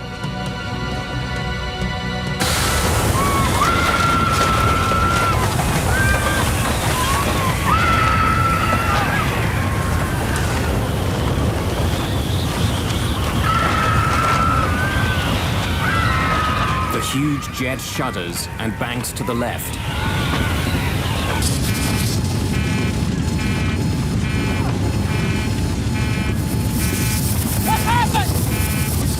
The cabin blew out! Are you sure? Just 16 seconds after the start of the crisis, the crew struggles to save their crippled jet. The nose is pitching down, the plane picking up speed. Bring it up! I can't bring it up! She doesn't respond! Passengers at the back of the plane witness a horrifying scene. 2 rows of seats have simply disappeared. Through a huge hole in the floor, passengers can see the sky over France. 7,000 feet! Hydraulics! We've lost it! The crew discovers that they have no hydraulic power with which to control the plane. Without it, they can't move their rudder or elevators. Even without its most basic controls, the plane begins to level out. But it's fallen too far. Looks like we're going to hit the ground! Speed! The DC-10 is traveling almost 800 kilometers an hour.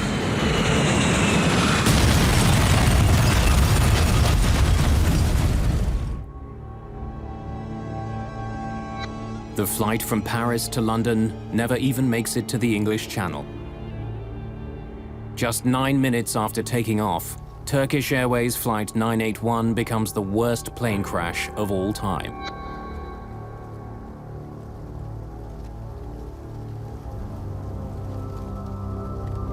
In London, the flight is listed as delayed.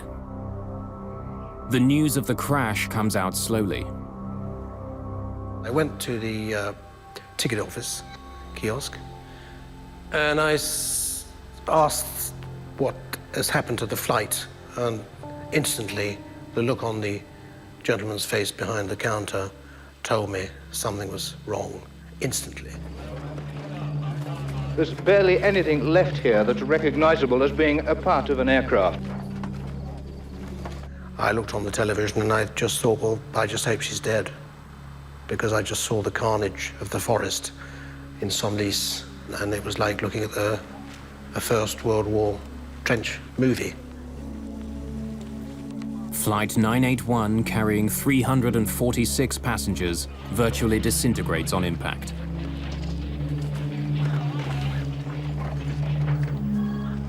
There are no survivors.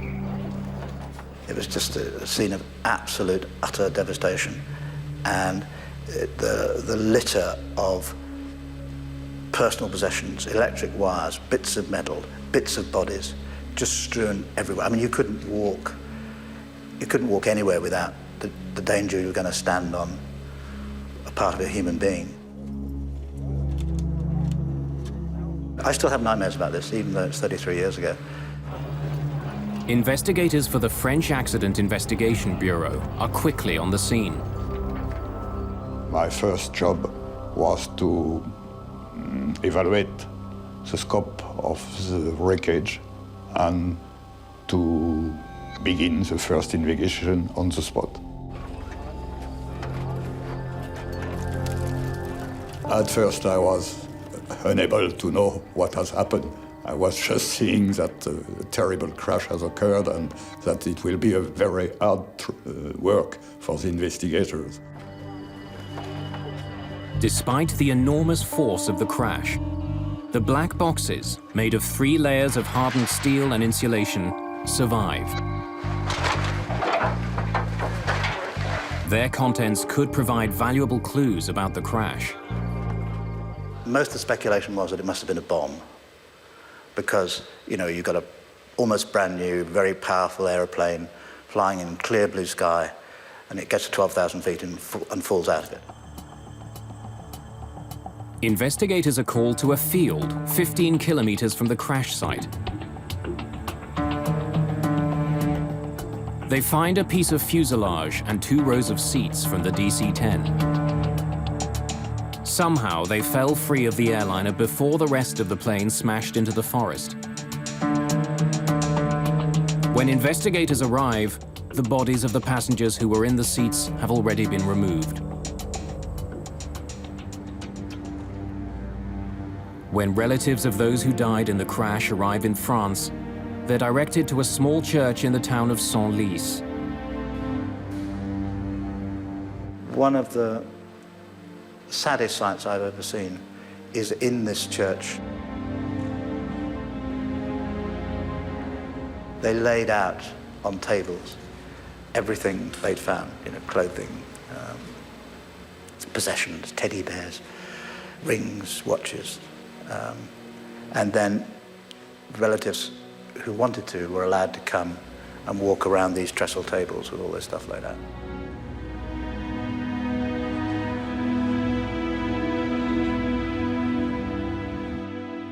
They produced a little packet with my wife's wedding ring and rings, engagement ring. It was all pretty battered up, so you can imagine the thoughts that went through my mind.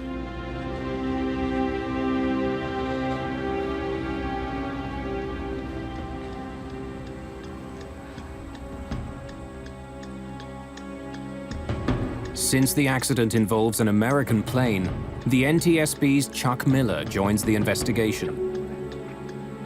For the second time in 2 years, he's dealing with a problem with the DC-10. I don't believe that Miller suspected for one moment that the door hadn't been fixed after Windsor.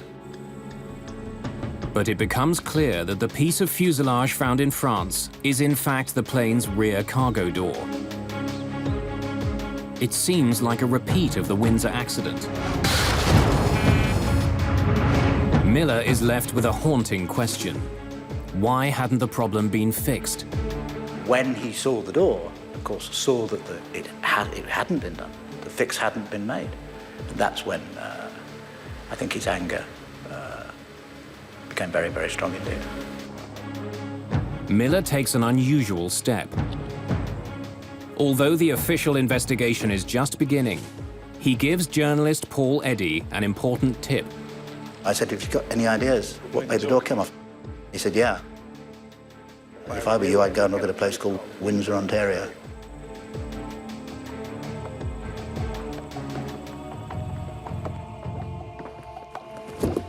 Hello. I'm Chuck Miller. Miller shares his suspicions with the French investigators. Please pass these around.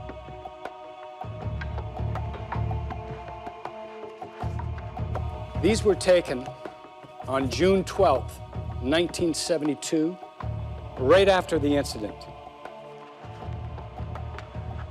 We have asked for the report on the Windsor accident, and our American colleagues were also volunteers to give us a lot of details. Now, we had an American Airlines flight from Detroit to Buffalo have its cargo door blow off. And he has been very frank and had explained what he was thinking of the Windsor accident. After all the work done during the American Airlines investigation, had something been overlooked? Was there another problem with McDonnell Douglas's enormous plane?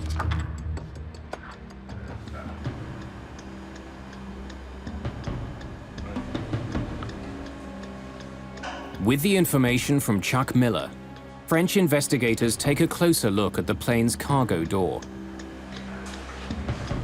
They make a shocking discovery. There is no new problem. It's just like the American Airlines case all over again. The latches that are supposed to hold the cargo door closed aren't locked.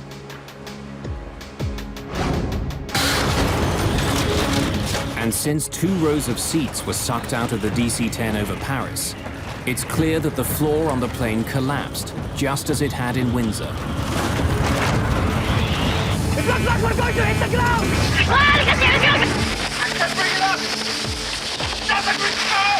In fact, when investigators listen to the cockpit voice recorder, they find that the Turkish flight crew had even less control of their plane than the crew of American Airlines Flight 96. We need to get down and make an approach. I think it's going to fly! Over Windsor, Bryce McCormick was able to recover his plane and land it. But in Paris, all the hydraulic systems were destroyed. We've lost it! The hydraulic fluid helps crews move the rudder and elevators on the tail. Not being able to control them meant the crew couldn't keep their plane in the sky. The basic problem was the Paris flight was much heavier in terms of the number of people on board.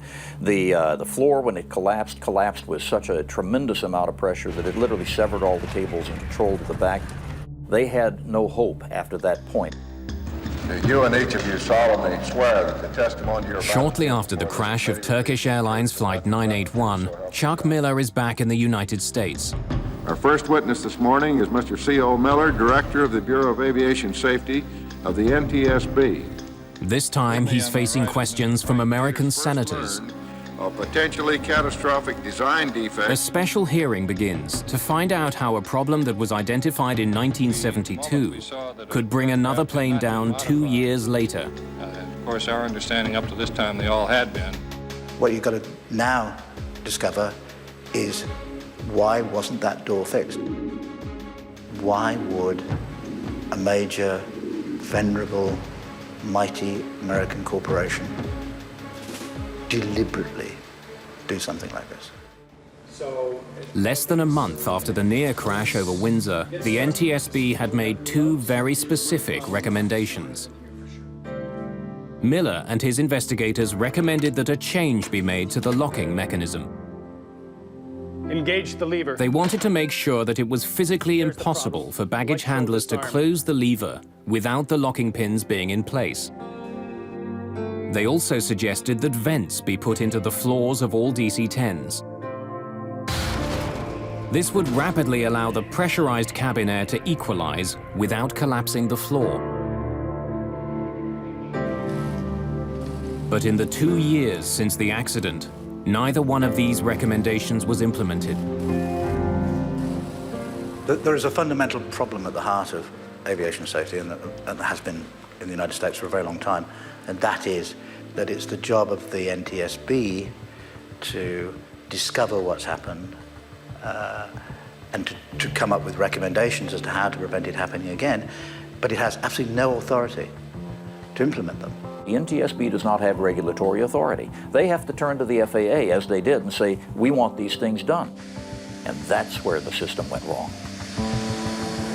If the FAA, the Federal Aviation Administration, issues an airworthiness directive, planes are pulled out of service until the proper fix is made.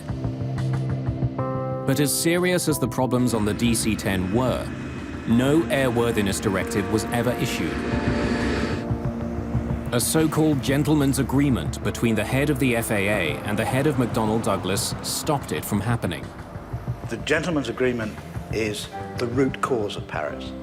There is no question that if an airworthiness directive had been issued, as it should have been after Windsor, Paris would not have happened. It was an entirely avoidable accident.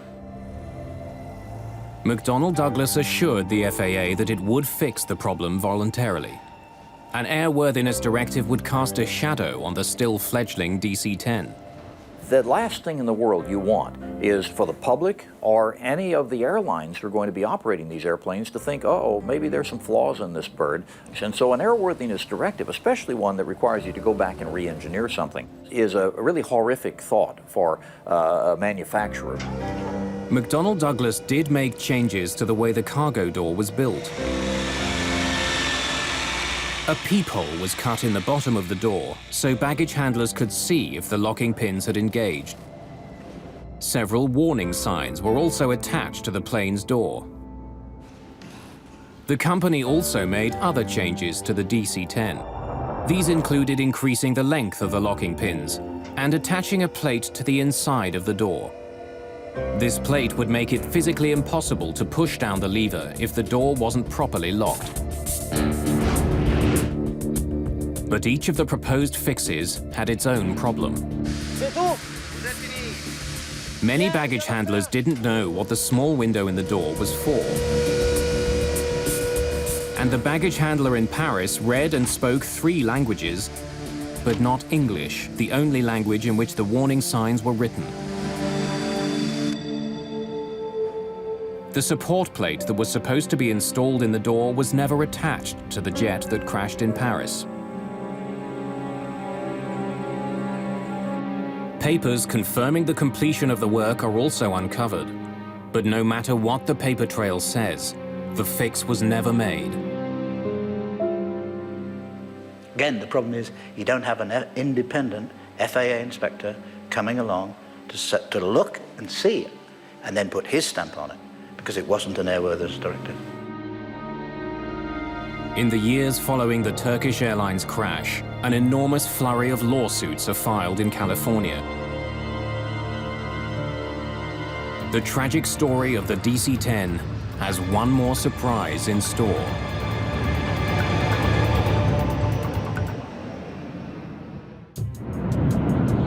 It's 1974, and an unprecedented series of lawsuits are being filed against McDonnell Douglas. The families of those who died near Paris want someone held responsible.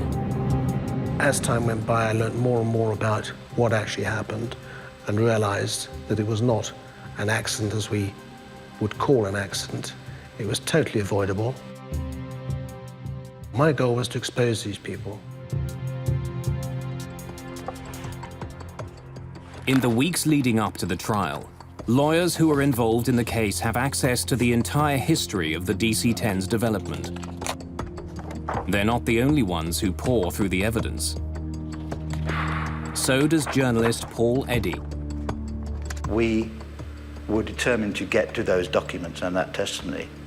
Somebody gave us a key to the depository where the documents were, and so at night we would go in and then had a huge accumulated pile of documents to go through in order to find out what they've been up to.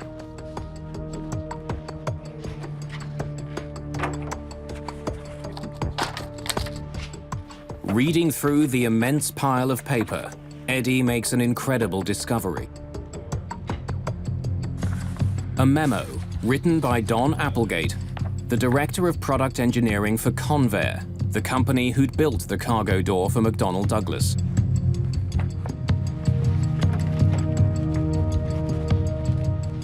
I think the point when we knew we got them was the Applegate memorandum that specifically pre-warned this would happen. The memo is a damning indictment of the cargo doors that were being made for the DC-10 and the lack of venting in the cabin floors. It warns that it's only a matter of time before there's a major disaster involving the doors.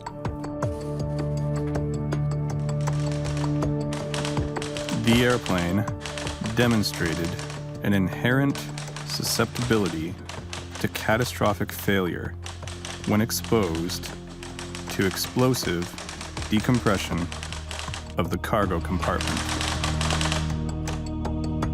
The memo, written just weeks after the near disaster in Windsor, recommends that immediate changes be made to the DC-10 cargo door. You know you've got them. You know you've got them because you know they knew. During the court case, another chilling find is made. Not only did McDonnell Douglas know about the problem after Windsor, they knew during the development of the DC-10. 4 years before the Paris crash, 2 years before Windsor, the cargo door failed during a pressure test. The company knew there was a problem, but the fundamental design of the door stayed the same.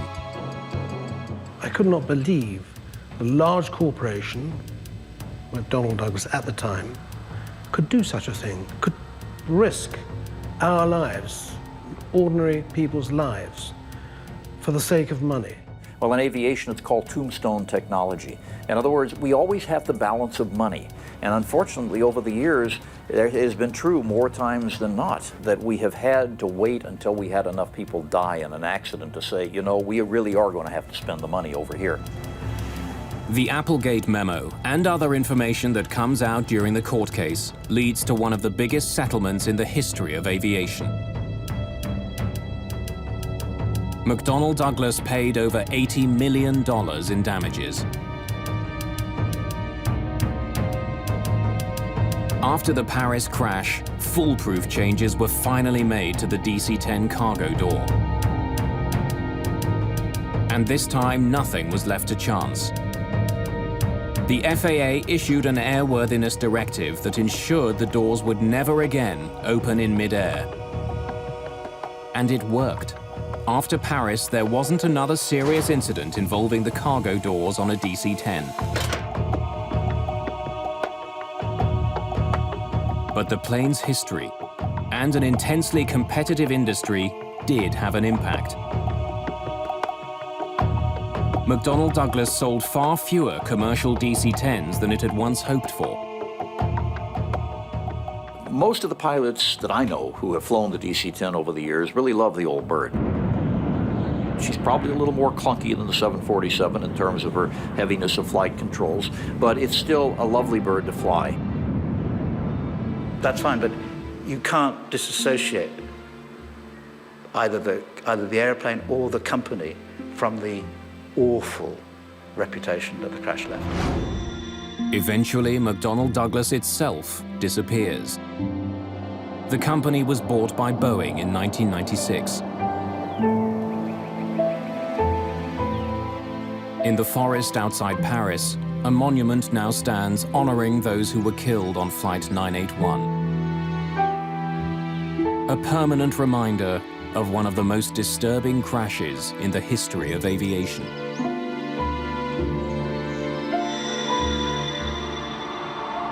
You never forget. And I've gone on to lead my life for 30-odd years, but I've never forgotten. People to this day think it was an accident, and it wasn't.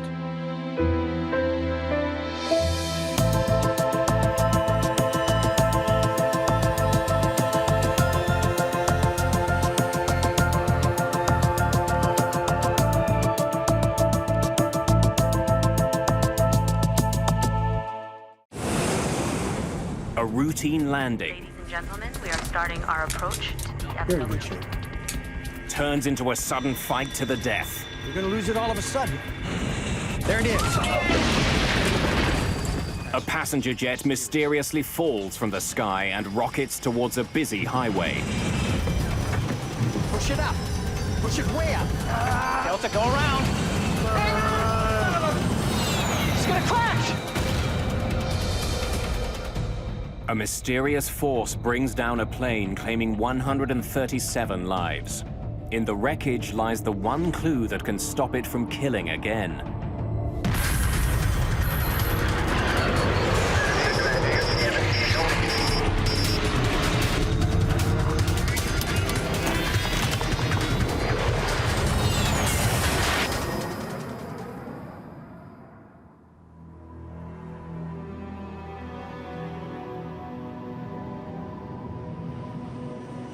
August the 2nd, 1985. Dallas, Texas.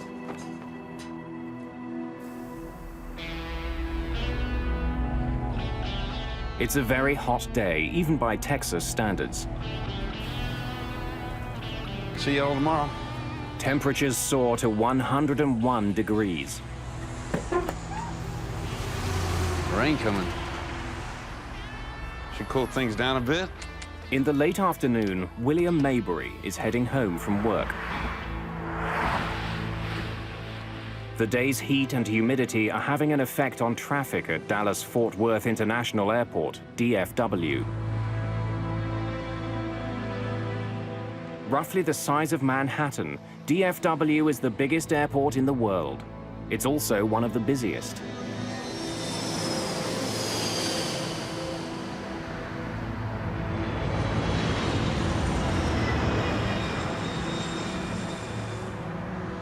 The heat has triggered some afternoon thunderstorms at the airport, creating a backlog of planes waiting to take off.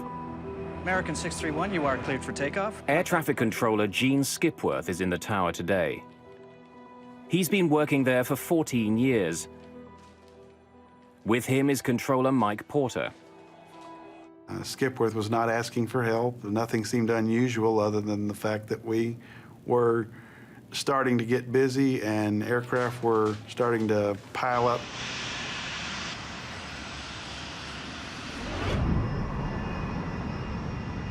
One of the many planes heading towards Skipworth's control is Delta Airlines Flight 191. Weather 6,000 scattered to 1,000 scattered. Visibility 10, temperature 101, wind calm. 101? 101 degrees, yes, sir. Captain Ed Connors and First Officer Rudy Price are two of Delta Airlines' most experienced pilots. Second Officer Nick Nassick is the other member of today's crew. The crew is flying a 6-year-old L1011 TriStar.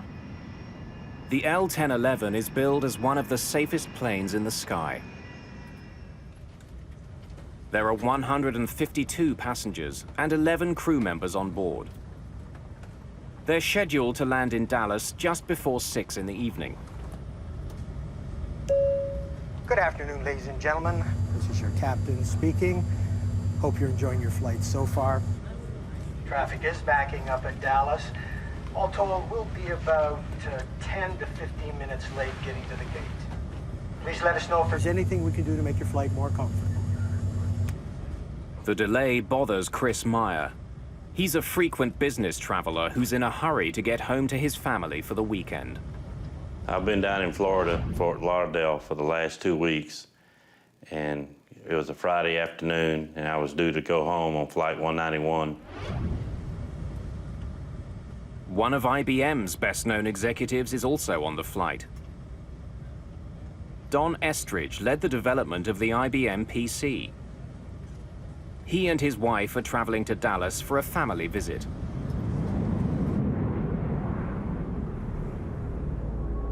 (963), turn right, heading 620. En route from Florida to Texas, Delta 191 will be in communication with several controllers. I'll turn you into Blue Ridge. It'll be about 0. Every aircraft is guided along its flight path by a series of regional air route traffic control centers. They direct each plane's speed and altitude. 1901, descend and maintain 10,000. Join the Blue Ridge 010 radial and inbound. We have a good area there to go through. Captain Connors has some concerns about the route he's been given. He sees a storm cell along that path, and he doesn't want to fly through it. Well, I'm looking at a cell at about a heading of 255. It's a pretty good sized cell, and I'd rather not go through it. I'd rather go around it one way or the other. I've had about 60 aircraft go through this area out here, 10 to 12 miles wide. They're getting a good ride, no problem. Well, I can see a cell now about heading 240. When I can, I'll turn you into Blue Ridge. It'll be about the 010 radial. 010, roger. We're going to hold you to that. Captain Connors gets his way. He's given permission to fly around the storm. Once past it, he'll line up for a landing on runway 17 left. I'm glad we didn't have to go through that.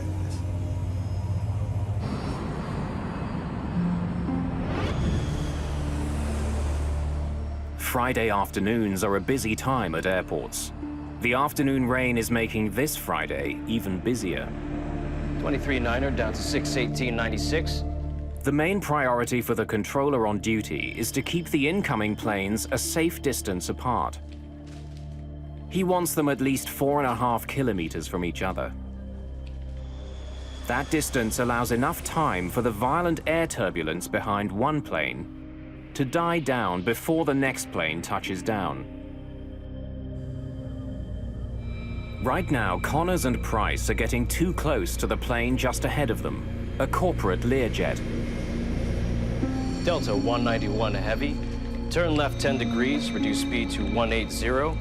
To put some distance between the two planes, the controller asks the Delta crew to slow to 180 knots. Delta 191. 330 kilometers an hour. Wilco. 10-degree flaps, please. You're listening to Dallas 105 FM. It's a wet one out there, folks, so drive careful. Heading home along Highway 114, William Maybury will soon be passing DFW.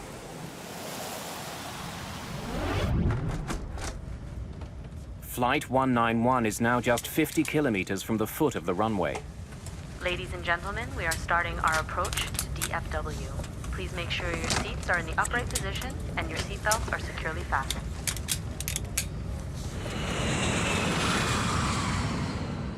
The crew begins their final descent into the Dallas-Fort Worth area. Attention all aircraft listening.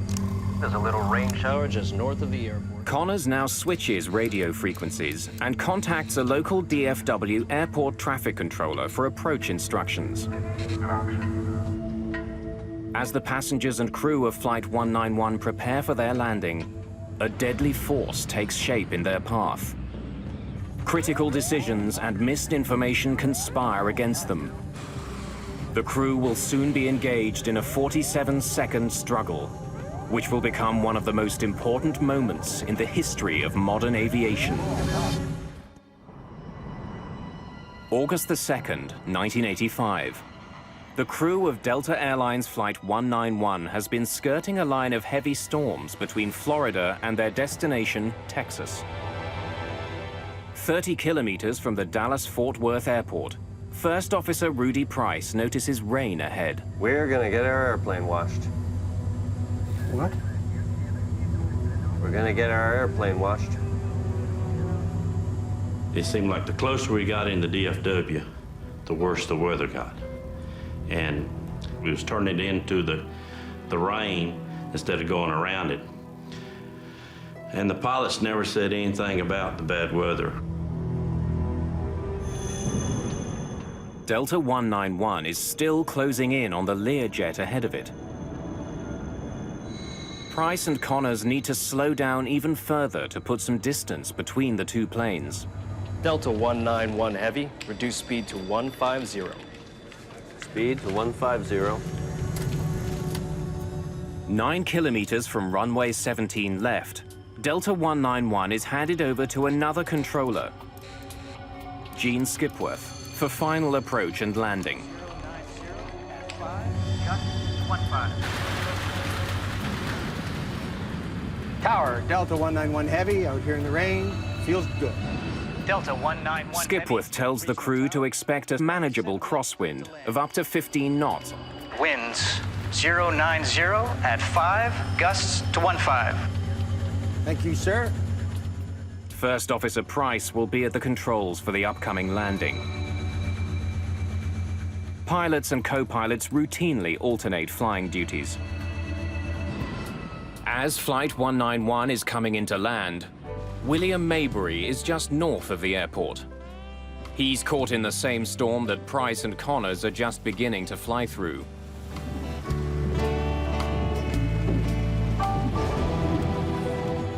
Before landing check. Landing gear. Down, 3 green. Flaps, slats. 33, 33, green lights.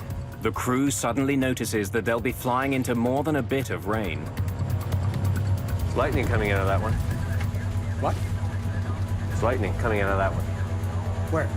Right ahead of us. 1,000 feet. I'll call them out to you. All right.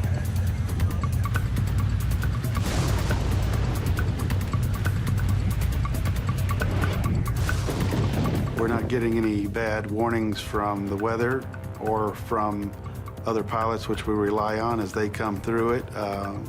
They need to report to us, and they do if they have turbulence or they have trouble on final or ran into anything abnormal. The Learjet ahead of Flight 191 lands safely.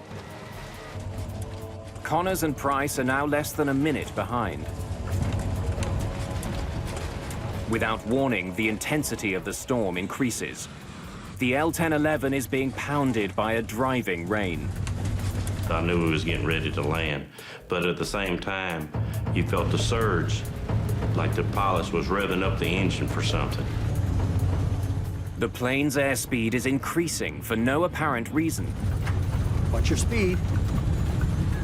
Price pulls back on the throttles to slow the plane down and maintain it at the requested 150 knots. The plane is just 180 meters from the ground. You're going to lose it all of a sudden. There it is. Then the plane drops rapidly. It's as though an invisible force is pushing it to the ground. Push it up. Push it way up. Way up. Way up. Way up. The crew is pushing the plane's jet engines to their full power, but can't get more speed or get the plane to climb. So I pulled my seatbelt tight as I could, but at the same time, you could hear a pin drop. Nobody was talking. But I mean, it got dead silence. As suddenly as it began, the crisis seems to end. The plane stops falling and begins to pick up some of the speed Connors and Price have been fighting for. That's it. But before the crew can take another breath, the plane drops again, rocking violently from side to side. And then it dips wildly to the right.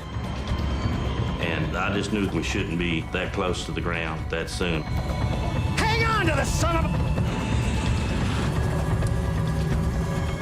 About 2 kilometers from the runway, it plows into a field and rockets towards Highway 114. When we hit the ground, it felt like you was in a car running over railroad ties. It was real bumpy. The crew somehow manages to get the plane back in the air. At that moment, Gene Skipworth catches sight of Delta 191. He's gonna crash! Delta, go around! But it's too late. The plane's engines slam into William Maybury's car on Highway 114. He is killed instantly. The plane hits the ground again, north of the runway. It's traveling more than 350 kilometers an hour.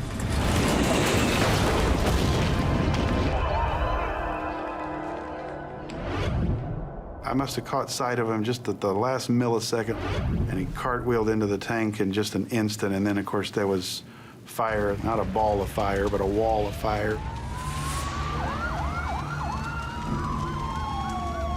It seemed like it was only a few seconds, 5 seconds at the most. I don't know how long it was. Everything was stopped. The resulting explosion is so powerful that the rear section of the plane is blasted backwards, away from the fireball. Then all of a sudden you look up and it's just nothing there. Everything's gone. You just see the whole big picture outside. Like the plane just opened up.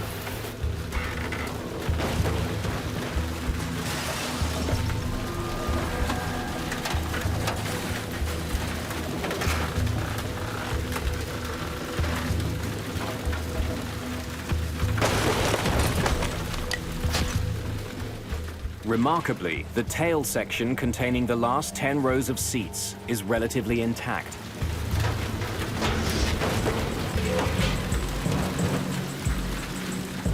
People just thrown around on the ground. Some were clothes on, some without clothes on, some were burned. It was something that you can't describe unless you're there to see it. It is something that you will never get out of your mind. Help! Over here! Hang in there, help's on the way. Then, as suddenly as it had started, the rain stops.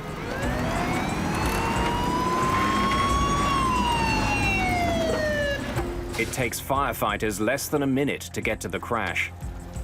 And when I arrived on the scene, I truly believe that there wasn't anybody that had survived this plane crash because there was just devastation everywhere.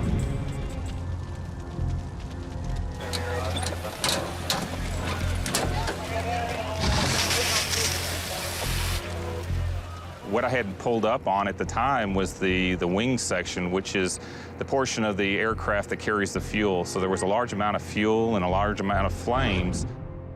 The front of the plane has all but disintegrated. I knew I had to get out there. At the time, I was a stringer for Time magazine, worked with them on a part-time basis, called their Atlanta headquarters for this portion of the country. They said one word, go.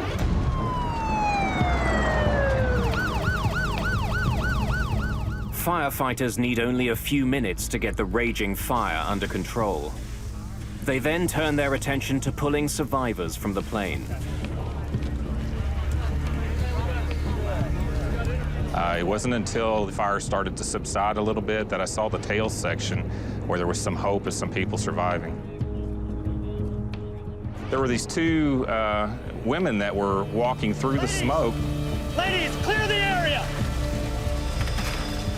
Get out of the way, clear the area! And it kind of surprised me, so I knew that there was hope and that there were people out there. Only 27 people survived the crash. I had seen death before as a medic in Vietnam, but it had never been aimed at civilians, and certainly not on a mass casualty situation, and certainly not this suddenly. I could tell how bad it was. You could see and smell and feel the death.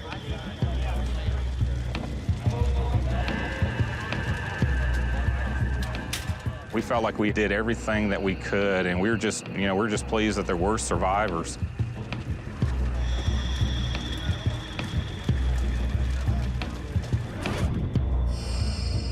I was scheduled to sit on off seat 15A, and I told them that wouldn't be no good because that was a non-smoking section. I was a smoker, so I had to be in back.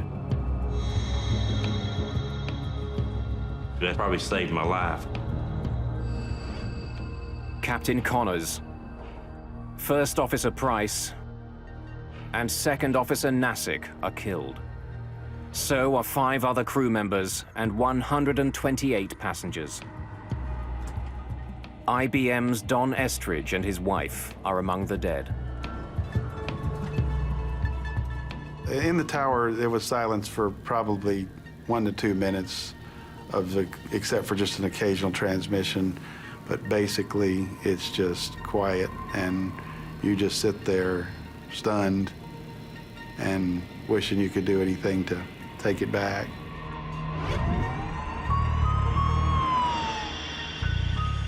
This is a monumental crash.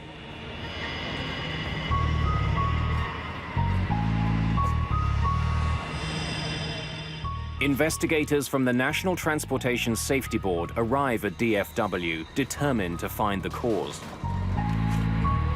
One of our field investigators would have been on scene trying to locate the flight data recorder and the cockpit voice recorder, which is, you know, a very important part of the investigation. Investigators begin looking for evidence of mechanical failure. They examine the wreckage for clues that the plane was not responding to the pilot's command. It's essential in any approach or departure accident to establish what the airplane's configuration was, to assure that it was not a factor in the accident, or everything was normal on this aircraft. Investigators turn their attention away from the plane and to the skies. After any accident in commercial aviation, there are theories galore. A couple of them prevalent that evening. First, that lightning had struck the airplane. Secondly, that it had been hit by a mini tornado.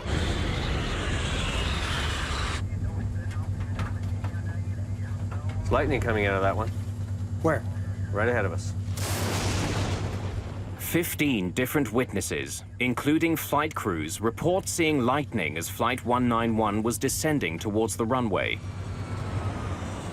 The investigators have to consider the possibility that Flight 191 was hit by lightning. Lightning is always something that you have to investigate to determine the possibility that lightning disabled some part of the airplane. In 1963, a Boeing 707 was struck by lightning. The lightning ignited the fuel in the plane's tank. The plane crashed. 81 people died. There had been a handful of similar crashes since then. Key pieces of wreckage from Flight 191 are taken to the NTSB lab in Washington, D.C.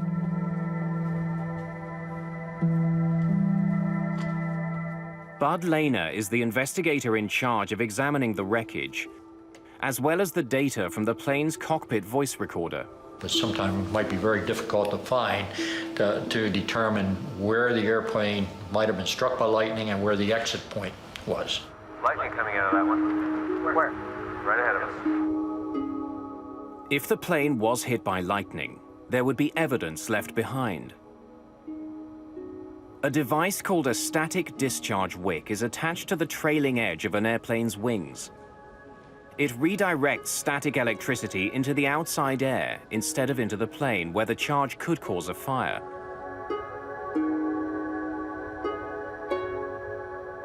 If the plane was hit by lightning, one of the pieces that would be visibly damaged is the static discharge wick. Nothing there. With lightning ruled out, investigators go looking elsewhere. They would soon discover the real culprit. It had actually been caught on tape. A Delta Airlines L1011 crashes after entering a storm near Dallas.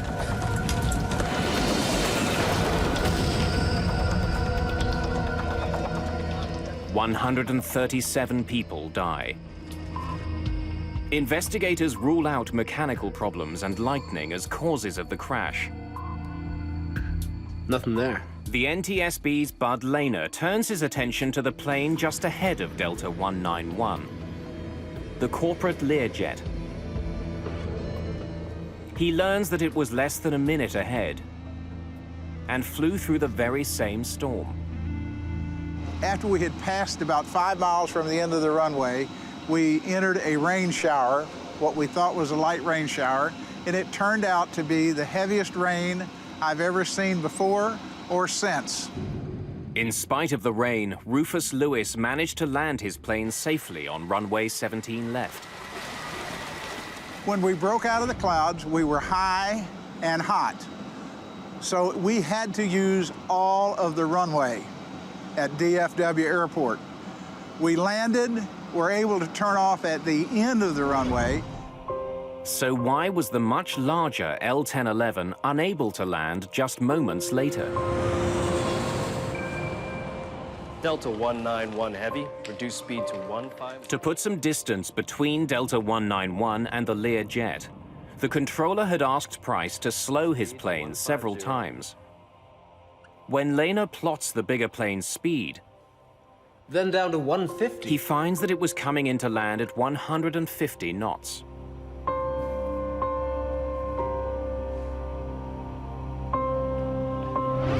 Delta 191 Heavy, reduce speed to 150. Investigators consider the possibility that Flight 191 had been traveling too slowly for a safe landing.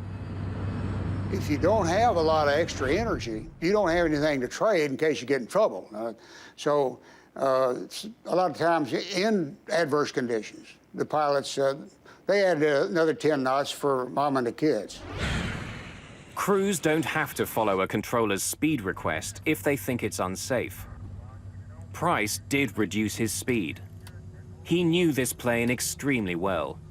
He had actually helped to rewrite the L1011's operating manual. If the captain decided that 150 knots was too slow, they would have told the controller it was too slow and they wouldn't have flown it. Lehner consults the airplane's manufacturer and interviews other L1011 pilots. He concludes that neither the controller nor First Officer Price made any errors regarding speed. Delta 191 Heavy, reduce speed to 150. This plane should have been able to land at 150 knots. Speed to 150.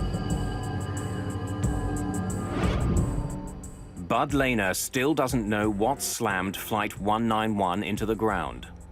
But soon he finds the clues he needs on the plane's flight data recorder. It logs every adjustment pilots make to the plane's controls. The device also records external elements like temperature, wind speed, altitude, and air pressure. Whatever Connors and Price were fighting, there's a good chance it left its fingerprints on the flight data recorder. This flight data recorder gave us several parameters we didn't have before. Engine power, longitudinal acceleration, and those kinds of parameters really enabled us to do a more in-depth analysis. The plane's data recorder has documented a combination of rapidly shifting winds. Then it shifts to a downdraft. In a matter of seconds, the plane was hit with strong winds from the front, then from above, and then from behind. There you have it. For Bud Lehner, that sequence could only mean one thing: a microburst. A microburst is a violent shaft of air falling from a storm cloud. Back in 1985, few people knew more about encounters between microbursts and airplanes than John McCarthy.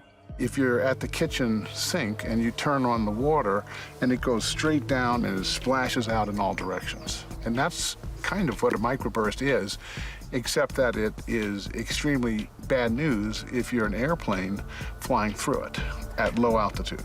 A plane first faces a strong headwind which lifts the plane skyward, then a downdraft which slams it towards the ground. Finally, the microburst delivers its most dangerous punch, the tailwind. And you would get a rapid descent, a loss of lift, and a rapid descent towards the ground, and easily crash the airplane.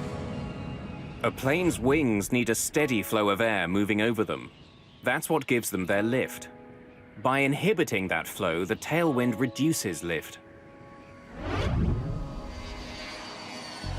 There's no better recipe for a microburst than the weather conditions at Dallas-Fort Worth on the day of the crash. It had been extremely hot all day, and hot air rises. When that hot air meets the cold, moist air in the storm clouds, it cools instantly and rushes violently back to Earth. A microburst. It is a tiny thing, meteorologically speaking, compared to a big storm or a snowstorm or a hurricane. It's just like a needle in a haystack. At its maximum strength, it's no more than 2 miles across, and it lasts no more than 15 minutes. So if you look at that little space and time window, it's very small. And so the probability of hitting one is low. The odds may be slim, but planes do fly into microbursts. In 1975, an Eastern Airlines flight landing in New York flew into a microburst.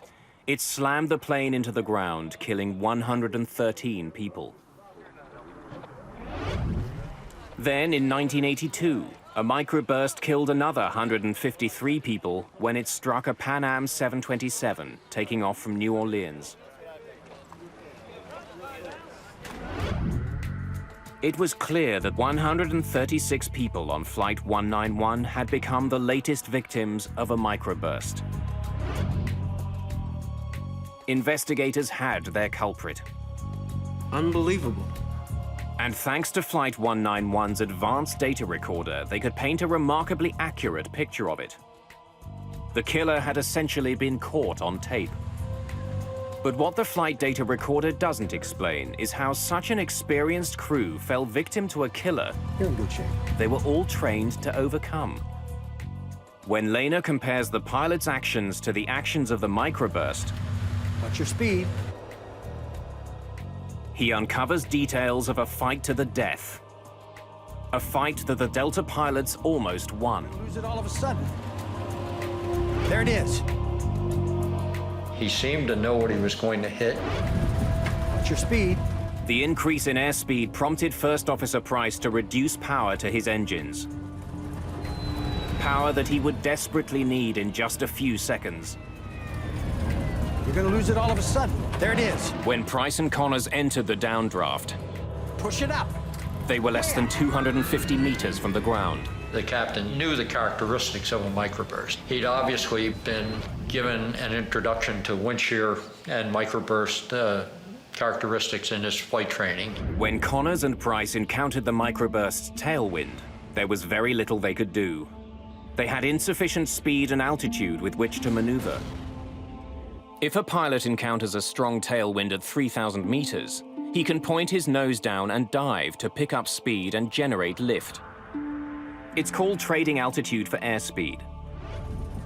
But that trade wasn't available to Price and Connors. They were just 150 meters off the ground when the tailwind struck. The only way for them to gain airspeed was from their engines. Push it up. Way up. Co-pilot responds, airplane stabilizes. I can see that most pilots would say, well, we're through with that, and range's gonna stop, we're gonna land. Momentarily, their efforts seem to pay off. Their airspeed increases, their plunge is halted. But with Flight 191 less than 150 meters from the ground, this particular microburst delivered the ultimate blow. A fierce crosswind that forces their plane to bank dangerously to the right.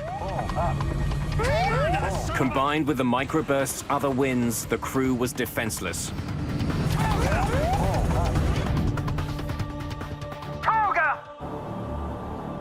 Toga is takeoff go-around mode.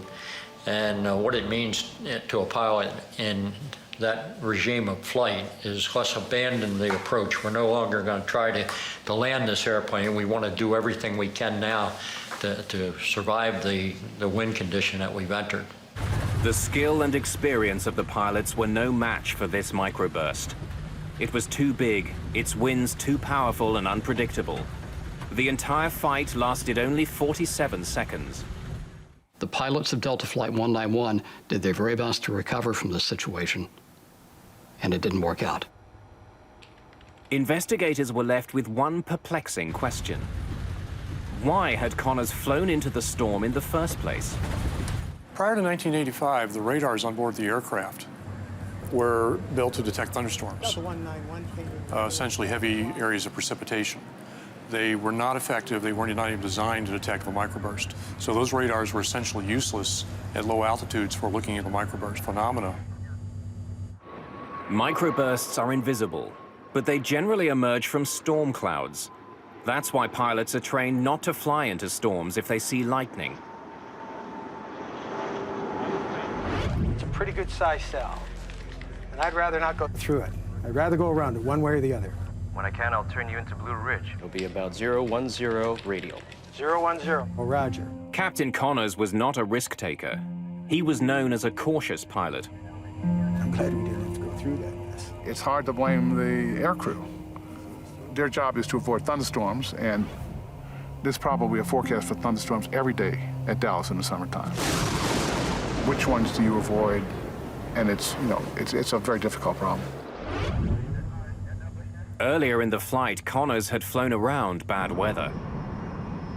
Investigators can only conclude that he underestimated the storm in his path at the foot of runway 17 left. When you're in a landing sequence at an airport like Dallas or Atlanta or Chicago, and you see other airplanes ahead that are landing uneventfully, you might get the impression that there's a thunderstorm there, but I'm going to pass through it very quickly, and it's not going to be a factor for me. Airports like DFW have sophisticated systems in place to provide weather information to pilots. A thunderstorm at the end of a runway is the kind of threat they were designed to identify. But this deadly storm managed to foil those systems. As Flight 191 was approaching the airport, the weather at DFW was changing very quickly. Attention all aircraft listening. There's a little rain shower just north of the airport. Captain Connors heard that part of the message, but then he switched his radio frequency for his final landing instructions. The Delta crew never heard the last part of this message about weather ahead. There's a little bitty thunderstorm sitting right on the final. There was an observation 2 minutes before the accident that there was a wall of water at the threshold of the runway. It's been my contention that that information would have been very important to the flight crew. Radar readouts from the day of the crash indicate that the storm cell Connors and Price flew into grew out of nothing in a matter of minutes. This is 2 minutes before the accident. The readout shows the beginnings of a weather cell at the foot of runway 17 left. This is 3 minutes after the accident. We have a new cell right at the threshold of the runway that wasn't evident in the previous pictures. This explains why Rufus Lewis was able to land his Learjet. The microburst was just beginning to form when he was approaching the runway. Many people think that there was a huge vertical development that the pilots recognized and they just decided to go fly through it anyway. And I maintain, and I think the evidence proves it, that that was not the case. They didn't recognize this new developing cell. They did get into the storm beneath the cell, but it was heavy rain. They weren't worried about that. Then the hammer fell. It was too late. It's small. It's the length of a runway, roughly, and it doesn't last very long. So it's something that can happen so quickly that many accidents have occurred because nobody knew it was there. The storm arrived at the foot of runway 17 left virtually unannounced. But once there, it attracted a lot of attention. Pilots on the ground, as well as trained weather observers, saw the worsening storm. But they all saw it too late to warn the crew of Delta 191. The storm did show up on a radar screen at the Fort Worth Air Traffic Control Center. But at the time of the crash, the meteorologist on duty was in the cafeteria on a meal break. If the flight crew had had any idea that there would be a severe event in front of them, they would have missed the approach. Investigators conclude that the Delta crash was caused by the pilot's decision to continue their approach into the storm. A decision that was made because the crew wasn't warned about the hazard. In 1985, there were basic systems at airports that could detect dangerous winds, but they could not reliably detect a microburst. On the ground, there were systems called low-level wind shear alerting systems that primarily looked for differences in wind speed around the airport and on the airport. Unfortunately, these sensors tended to be spaced so far apart that a microburst could actually exist in between them and escape detection, or at least detection in time to warn a pilot of the threat. But a microburst detection system to overcome this problem had been developed. It was being tested in Denver and working very well. What we found out is that Doppler radar, which is on the ground, is incredibly effective in detecting microbursts. And in fact, it can detect about 98% of a microburst. Conventional radar uses radio waves to measure precipitation inside a storm. Doppler also sends out radio waves, but by measuring the frequency of returning waves, Doppler can also calculate the movement of the winds inside a storm. And if you look through the Doppler radar, you see a part of it that's going away from the radar and a part that's coming towards the radar. And if it's small, it's absolutely a microburst. It can be nothing else. So it has what we call an unambiguous signature of a microburst, which means we got it. Since Doppler radar could see a microburst, controllers could use it to warn crews of their presence. The Denver research resulted in an important new system at airports: Terminal Doppler Weather Radar.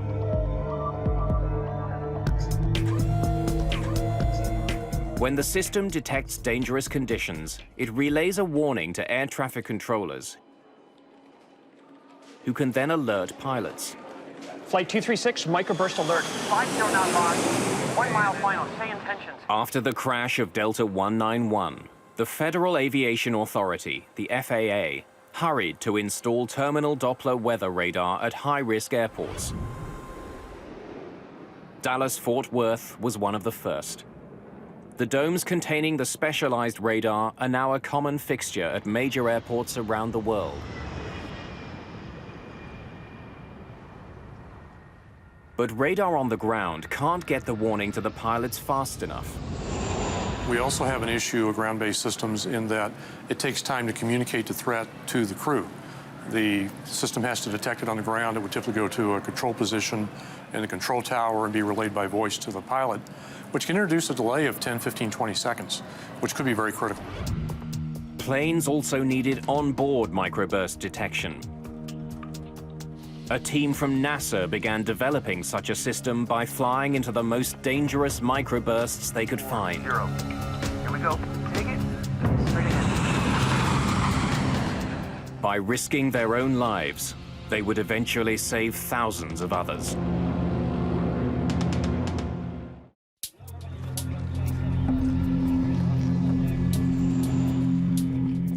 Delta Airlines Flight 191 is the latest in a string of crashes attributed to a microburst. Since 1964, microbursts were shown to be the cause of 26 accidents, claiming more than 500 lives. The public is unnerved. Politicians are demanding answers. The killer has to be stopped. The body count is building, and this particular crash tipped the scales as far as the federal government was concerned. The crash of Delta 191 showed that seconds count when planes encounter a microburst. You're going to lose it all of a sudden. There it is. Increasing alert times Push it up. Way could up. save more lives, especially if a microburst detector was mounted right on the plane. If you can provide the airplane with 10, 15, 20 seconds of advance warning, pilots push the throttles up, they build airspeed, they build altitude, they build energy. It's like money in the bank. By the time they get to the microburst during a recovery, they can survive. Aviation experts had to find a way to give all pilots those critical 20 seconds. To develop that technology, they would embark on a high-risk, unprecedented research project. They would fly a 737 into the most severe microbursts they could find. We did a very careful risk analysis of all the possible dangers that could occur. And initially, the first reaction was, you want to do what with an airplane? You want to fly it through a microburst? In the summer of 1991, NASA modified a Boeing 737 and went hunting for microbursts. The idea was to identify onboard technology that could warn pilots of a microburst in their path. The airborne solution brings detection right into the cockpit, so the pilot sees exactly what's in front of the aircraft, and when an alert is given, there's no time delay. Ground speed 234.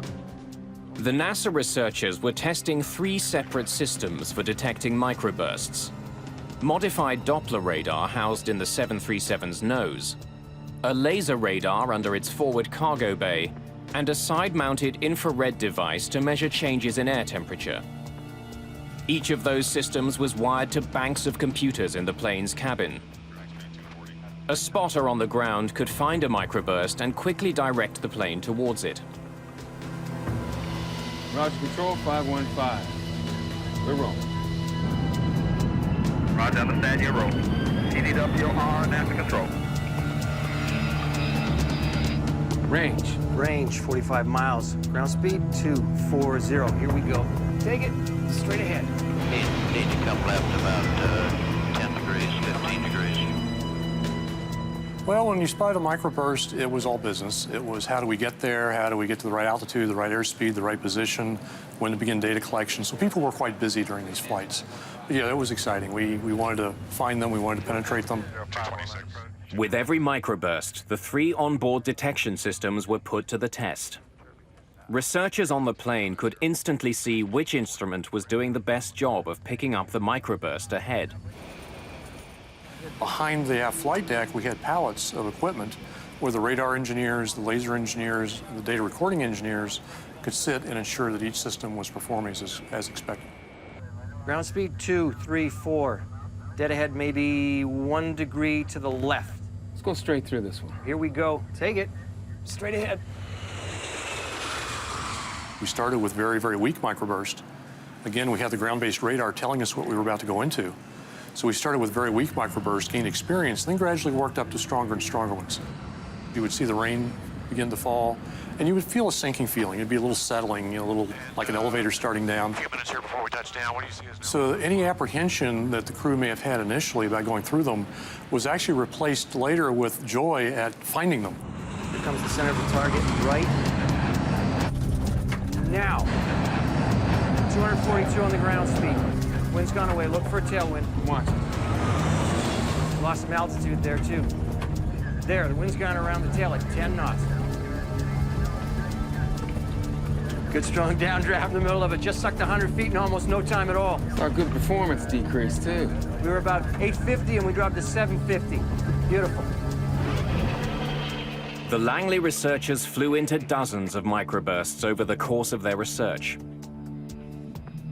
The project proved that the forward-looking Doppler radar was the only system that could consistently give pilots advanced warnings of a microburst ahead. What we found was that the Doppler radars could detect an extremely wide variety of microburst. There's lightning coming out of that one. If the crew of Delta 191 had a system to warn them of microbursts, they could have boosted power to their engines and started climbing before they encountered it. That might have given them the speed and the altitude which they sorely lacked when they began their battle with the storm. The Langley flight tests had, in effect, tamed the microburst menace. After the NASA tests, the FAA certified a Doppler-based warning system for planes. Today, forward-looking Doppler radar is standard equipment on commercial flights around the world. The good news out of all of this tragedy is so many things have now happened, from radar to ground-based systems to airborne systems, and especially to training for pilots. We think that microburst accidents are a thing of the past.